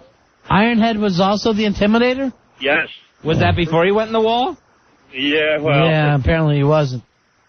All right, thanks. The Intimidator's a great name because you're in a sporting event like that where you gotta be fearless.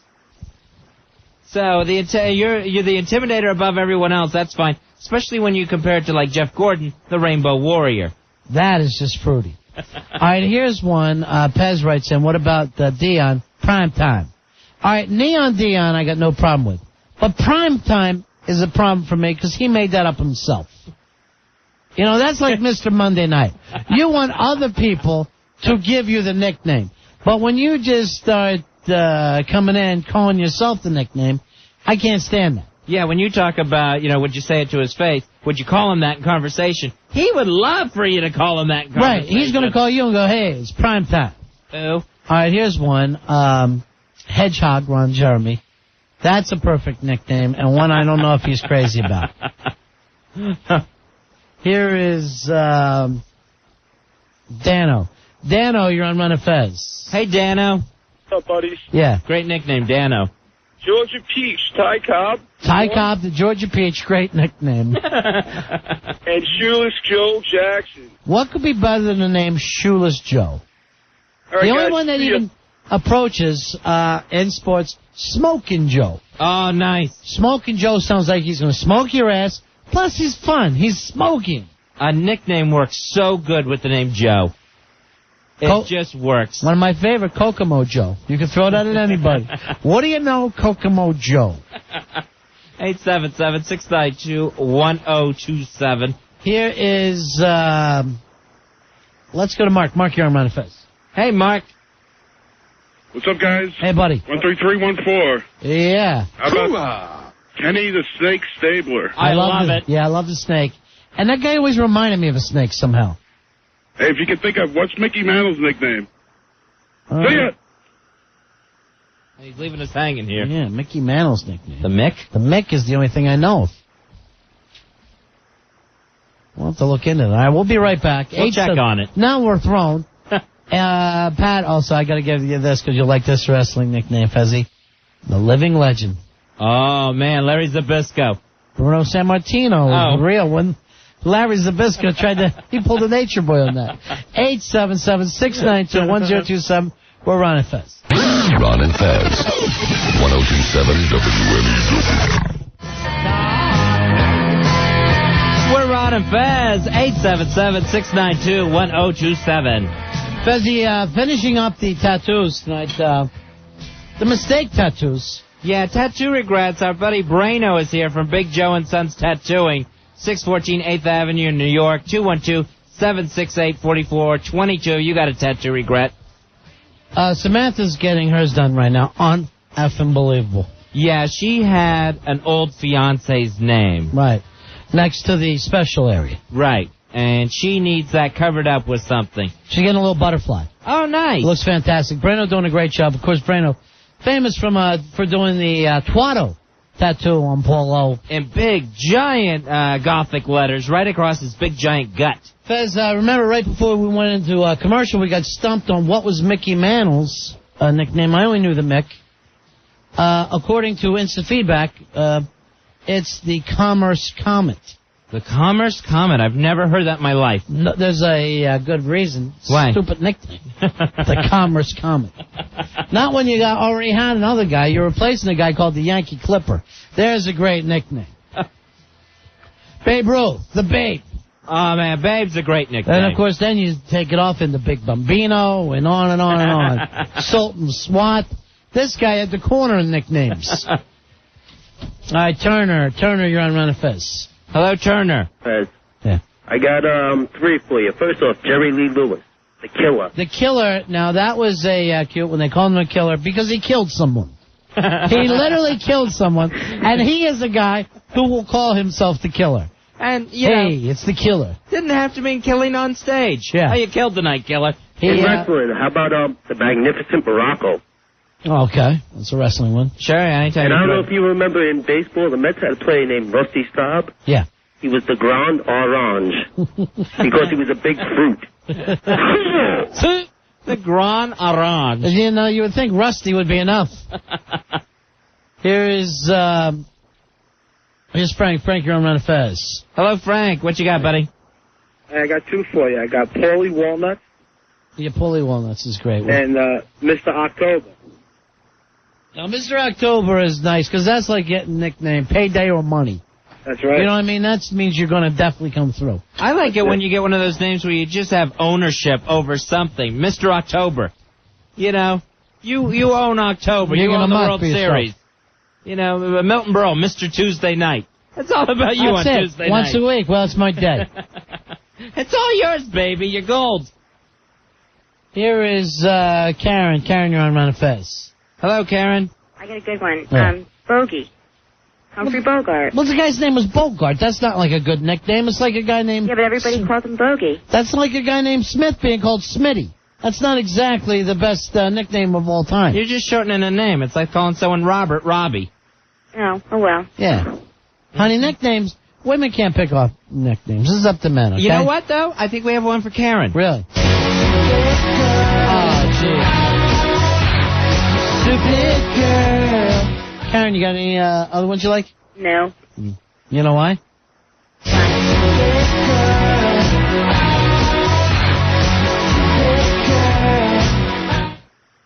Thank you. Here is Dennis. Dennis, you're on Fez. Hello, Dennis.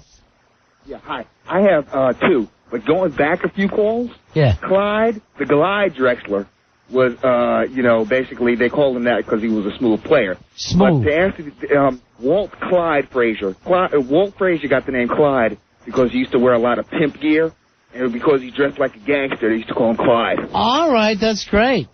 Now, there was a middleweight during the 80s named Marvin Hagler. Marvelous Marvin Hagler, yes. And he changed his name legally to Marvelous Marvin Hagler. So he could get on his... That's great. Now, you know another guy who changed his name legally? Ultimate Warrior. Oh, yeah. Great. He went and changed his name to Ultimate Warrior. I think, he just changed it to Warrior, I think. Now, and that's what he wants people to call him for short. Right. Call me Warrior, please. Ultimate Warrior is my father. I want you to call me Ultimate. Why so formal with Ultimate Warrior? But during the 70s, the now legendary Johnny Holmes, Johnny Watt. Johnny Watt, that's a great one. Thank you very much. Here is Jim. Jim, you're on Run of Fez. Hey, Jim, what you got, buddy? Hey, guys, I got a bunch of them, if it's all right. Yeah, go ahead. Gordie Howe was Mr. Hockey. No, again, that's like Fez is talking about. You literally give the guy a sport. Hi, I'm Mr. Hockey. Bob Uecker was Mr. Baseball. Yeah, but that was kind of tongue-in-cheek. Jolton Joe DiMaggio. Jolton Joe, great one. Frank Sinatra had 2. Old Blue Eyes and the chairman of the board. That's right. You got the Godfather of Soul. Yeah. And you got the Iron Horse. Now, Godfather of Soul also got the hardest working man in show business, which I happen to love that one, Fez. The hardest working man in show business. You know, I'm sure there's a key grip somewhere that just busts his ass getting a stage or theater ready. Hey, Richie, you're on Fez. Doing Jimmy the Greek. Jimmy the Greek. Very good. That's you it for put you? him that way. Yeah. I mean, when you think there's all the Greeks in the world, but he's the Greek. The Golden Greek. I always like that nickname. Here's Neil. Neil, you're on Run of Fez. Hey, Neil. Big ass car, Lord. Don't panic, Neil. I need you to stay strong. I'm sorry, I thought I was my signal. Big Ass Color 4559. Hooah, hooah. All right, how about from the XFL? He Hate Me. Now, he hate me. The guy couldn't even explain why that is his nickname. I've seen him and they're going, why do they call you that? And he goes, well, people don't like me. I think well, why come up with he hate me? Why not people don't like me? All right, thanks. Here's Brian. Brian, you're on Run of Fez. Hey, Brian, what you got? I got a couple for you. I got the Kid, Gary Carter. The Kid, yeah. Okay, I got Al Habeski, the Mad Hungarian. Now, the Mad Hungarian, I love that name. I remember he had the big, stupid porn stash and fro to go along with it. Yep. And how about this one? The King of All Media? Oh, yeah. Howard Stern. Yeah, he made that one up for himself. Well, sometimes you gotta make them up. And at one time, it was true. Yeah, it was. At one time, it was definitely true. All right, thanks. Here's Joe. Joe, you're on Ron and Fez. Hey, Joe, what you got? Guys, Mark Super Duper. Yeah, Super Duper, yeah. But that always... Here's what I worry about. Then you got Pooper Scooper following that up. You got to be careful. Yeah. And also part of the Marx Brothers, right? With Mark Clayton? Diesel, John Reagan's Diesel. Thank you very much. I don't know about Diesel. It's too dirty. Makes me think of Kevin Nash. No, what about Oil Can? There's a good one. What was that guy's name in the picture? Oil Can... Boyd? Yeah, I think it was Oil Can Boyd. That right? Was it Dennis Boyd? I don't know that part. It definitely was Oil Can Boyd, though. Very good, Fezzy. Thank you. And he was kind of oily. I don't know why they call him that. Well, he did come off a little greasy. 877-692-1027. Hey, Pat, you're on the Run of Fez show. I got the Bayonne Bleeder. Nice one. Again, you get the city in there, which I like. Sure. And then something disgusting. Chuck Wepner. All right, let's see if we can come up with guys who are just named after different cities. Oh, okay. Because I always like that. Or if you can pick up a state with it as well. So we'll look out for some of those. All right, so we'll go geographical here. Right, geographical, which to me, always comfortable. Now, I know a guy from the Connecticut named Ron that got stuck with Ron from Con. All right. And he was also a pool player.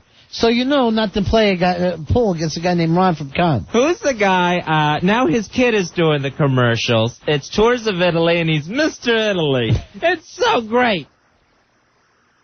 How are you, Mr. Italy? The commercials are still on now. His kid's doing them. And he calls himself like Mr. Italy Jr. or the new Mr. Italy. Hey, I always like the new anything. How you doing there, Marcus? You're on Run of Fez. Yeah, how about Johnny Knoxville? Johnny Knoxville, perfect. You know, because, you know why, Fezzy? Why? He's from Knoxville. Oh, that works then. You know my friend Johnny Knoxville from Knoxville, right? Basics. Yeah, I was going to say Allen Iverson for the other one, but you guys changed the geographical. That's okay. Well, you can do whatever you want, but we're looking for some geographicals now. Yeah, but I do like Johnny Knoxville. That's hysterical that now he's taking that on as his whole name. Here is Nick. Nick, you're on Run of Fez. Hey, Nick. Hi. What can we do for you, Nick? I got two of them for you. Yeah. Oh, wait a minute. Let me get this for Fezzy. It's Mario Pirello, Fez? Is that it? Oh, yeah, Mario Pirello. Yeah, from Pirello Tours. He's Mr. Italy. Thank you very much. The Dandy Highwayman sent that one in. Nice. The instant feedback always beats the producers. Always. Why is that? I don't know. I think the producers are actually on some sort of delay. They're on Xanax. What else, Nick? The Italian Stallion. Yeah, sure. Rocky Balboa. And Roger Maris, Mickey Mantle, M&M Boys. Yeah, the M&M Boys. That was a nice one. It's now did they actually give themselves that, or did the papers give them the M&M? It was a corporation they formed. Yeah, I know they had a corporation. But did the paper already give them that, so they took it as their corporate name? Here's another one. You'll like this one. Ron Guidry, of course, was Louisiana Lightning. Oh, so that was nice. Perfect. That was perfect. Wayne, you're on Ron of Fez. Hey, guys. Hey, buddy, Wayne. what's up? Yeah.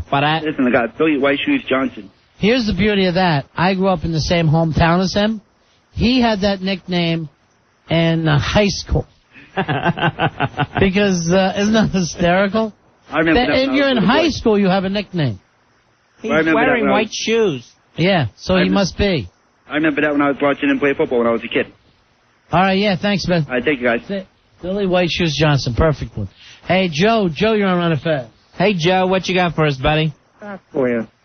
What's that, Joe? Minnesota Fats. Yeah, Minnesota Fats, perfect. Yeah. Because you got a place, then you also got Fats. It's two nicknames in one. It's beautiful. And nothing better than Fats. It's the perfect nickname. Here's Paul. Paul, you're on Run of Fez. Hey, Paul, what you got?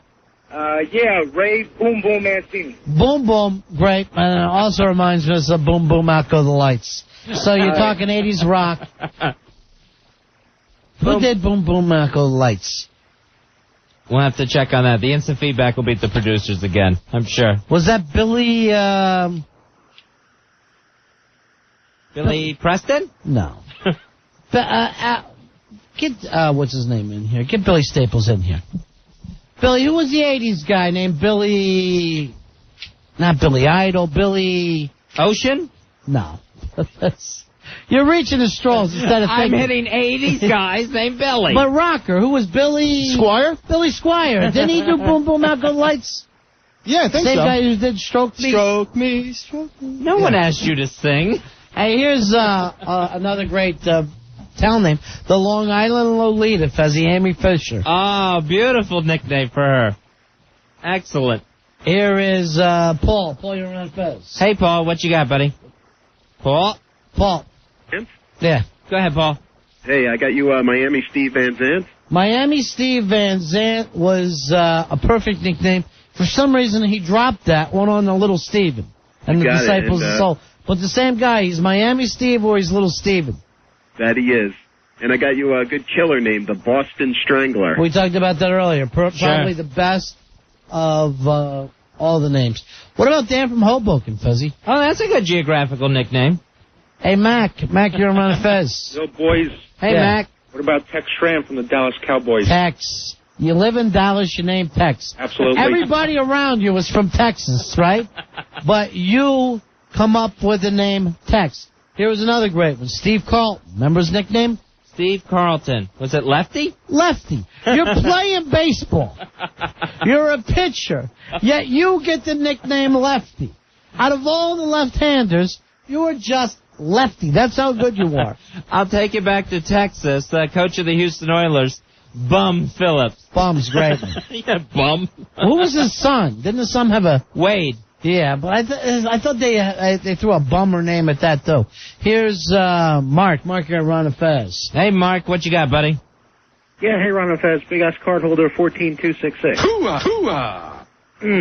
Texas Tornado, Kerry Von Erich. Yeah, they tried to get him to drop the Von Erich part. And that actually, the whole Kerry Von Erich name. It worked for 5 minutes. Now we're here, Pat Travers. Thank you, Mike, the teacher. Oh, Billy, you drive me nuts. Instead of Billy Squire? Yeah.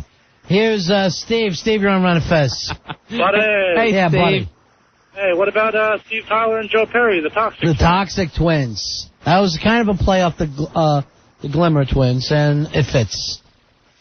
Here is Mark. Mark, you're on Run Fez. Hey, Mark, what you got, buddy? What's up, guys? Remember an old baseball pitcher, Sal LeBarber, Magley? Sal the Barber. Now, you want to bat against a guy called the Barber? No. Like he's not going to be headhunted. Coming right under.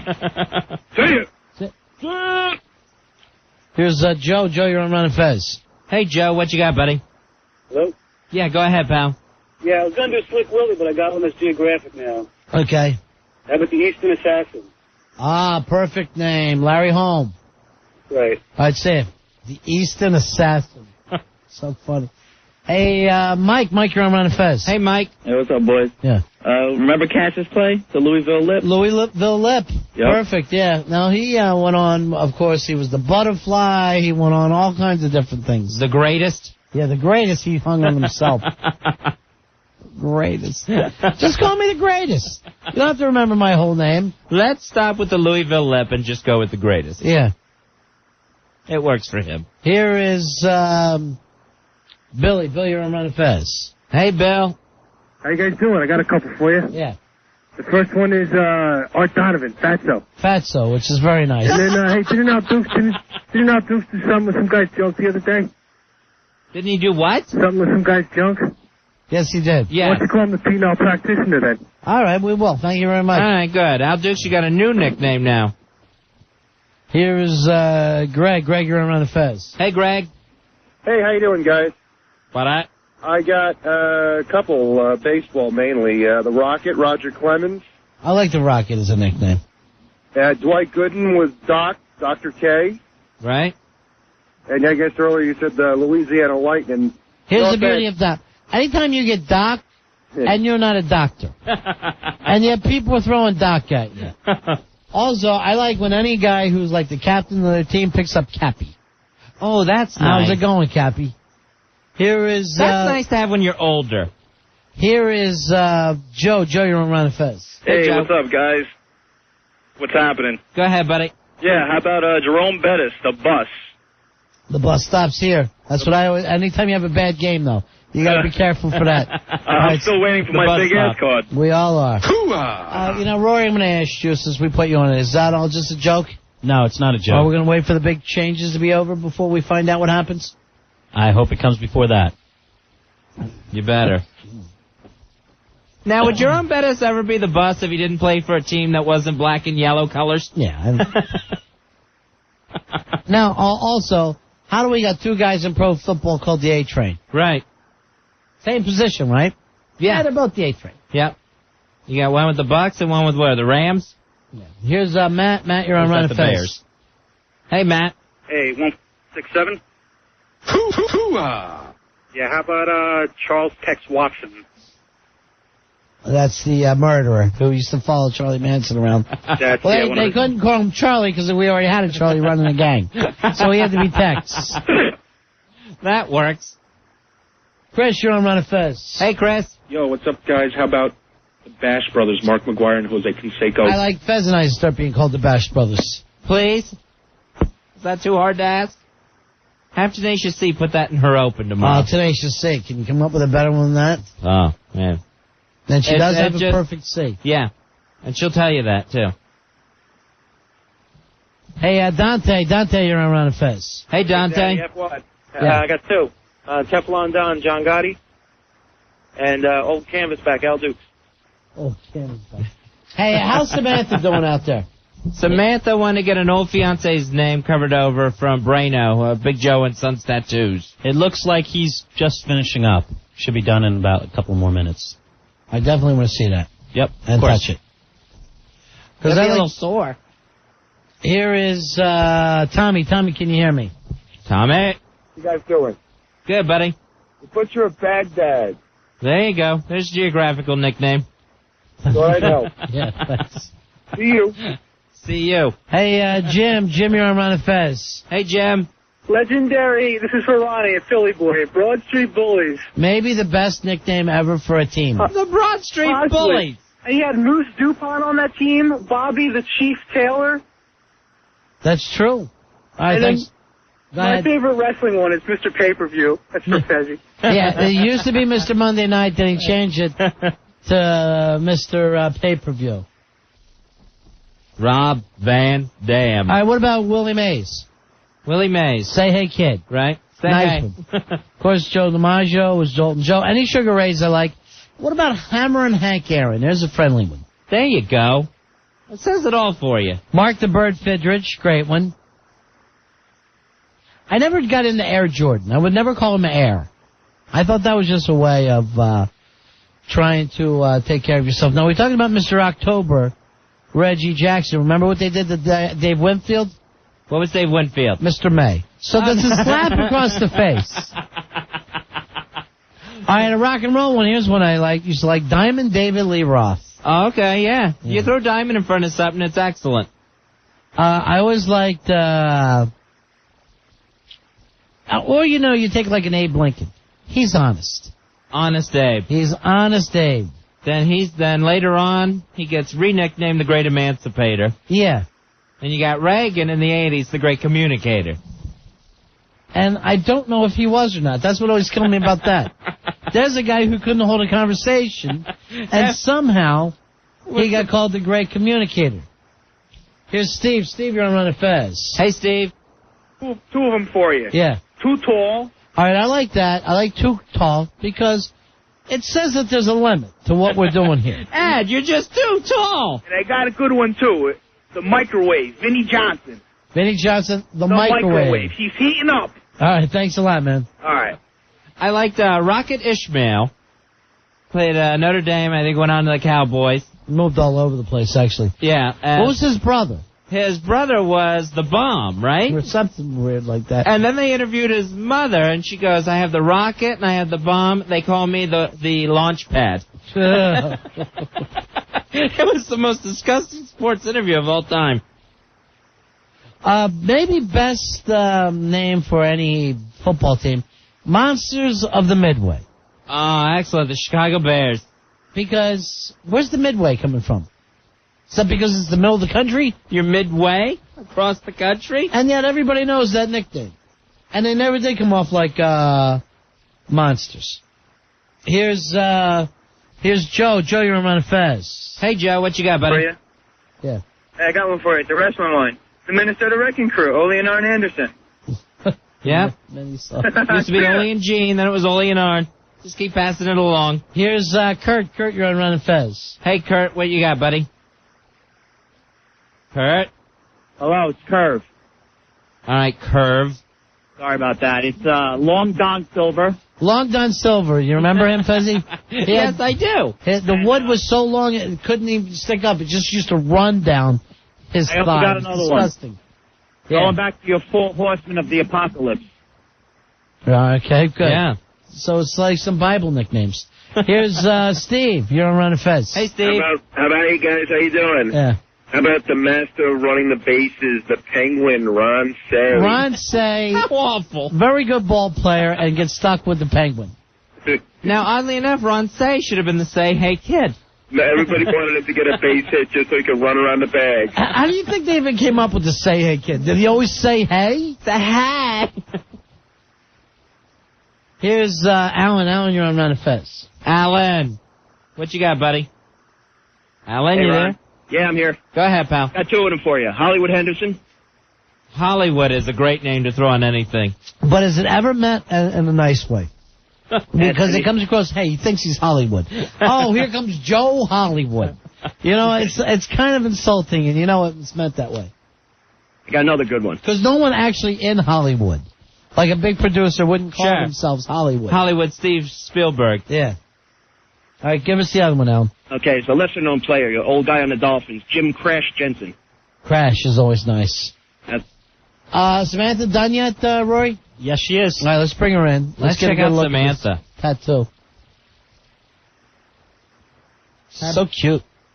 Bring in Samantha Brano doing some great work tonight. Big Joe and Sons Tattooing on 8th Avenue in New York.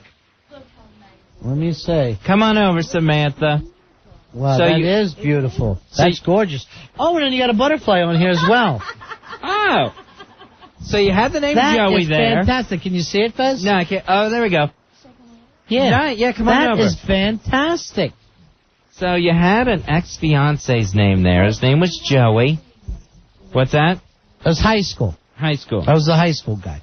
All right, and now you can't even see that anywhere. I couldn't even tell you where it was. And she's got a gorgeous butterfly. The butterfly's great. The colors are excellent. You got to be so happy with it, huh?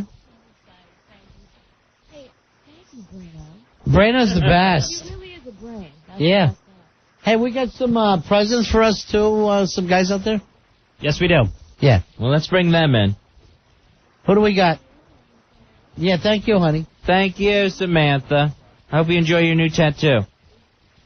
What do you guys got for us? We brought you guys Oreos. Oh, nice. What are your names? I'm Patrick. Hey, remember Patrick. What did you do for us, Patrick? I made the big ass card. The big ass card. Thank you very much for that. Cigars. And we brought Smut. Let me see the cigars that you got. Wow, Fuzzy, I'm in the mood for a nice cigar. There you go. I also got you guys some T-shirts from my band that I'm in. Wow, Fuzzy, Dutch Masters. Really? The Dutch Masters. Here, let me see if I can find some room for that in the trash can. No, seriously, with that. Well, you know, it shouldn't cost $25. I'm YKYNUNY. What'd you get for Fezzy? I got the plain Oreos, Ronnie. Not the double All right, stuff I know you want to push your band. Here, these are T-shirts for my band. All right, who's your band? No One and the Somebodies. All right, where are they playing at? Well, we have a couple of gigs that we don't have the dates completely set. They'll be coming up. We're playing Westchester County in New York. All right, so Fez, they'll be playing a county sometime. Somewhere. No one. What's it sound like? What would you say? Like a Weezer thing?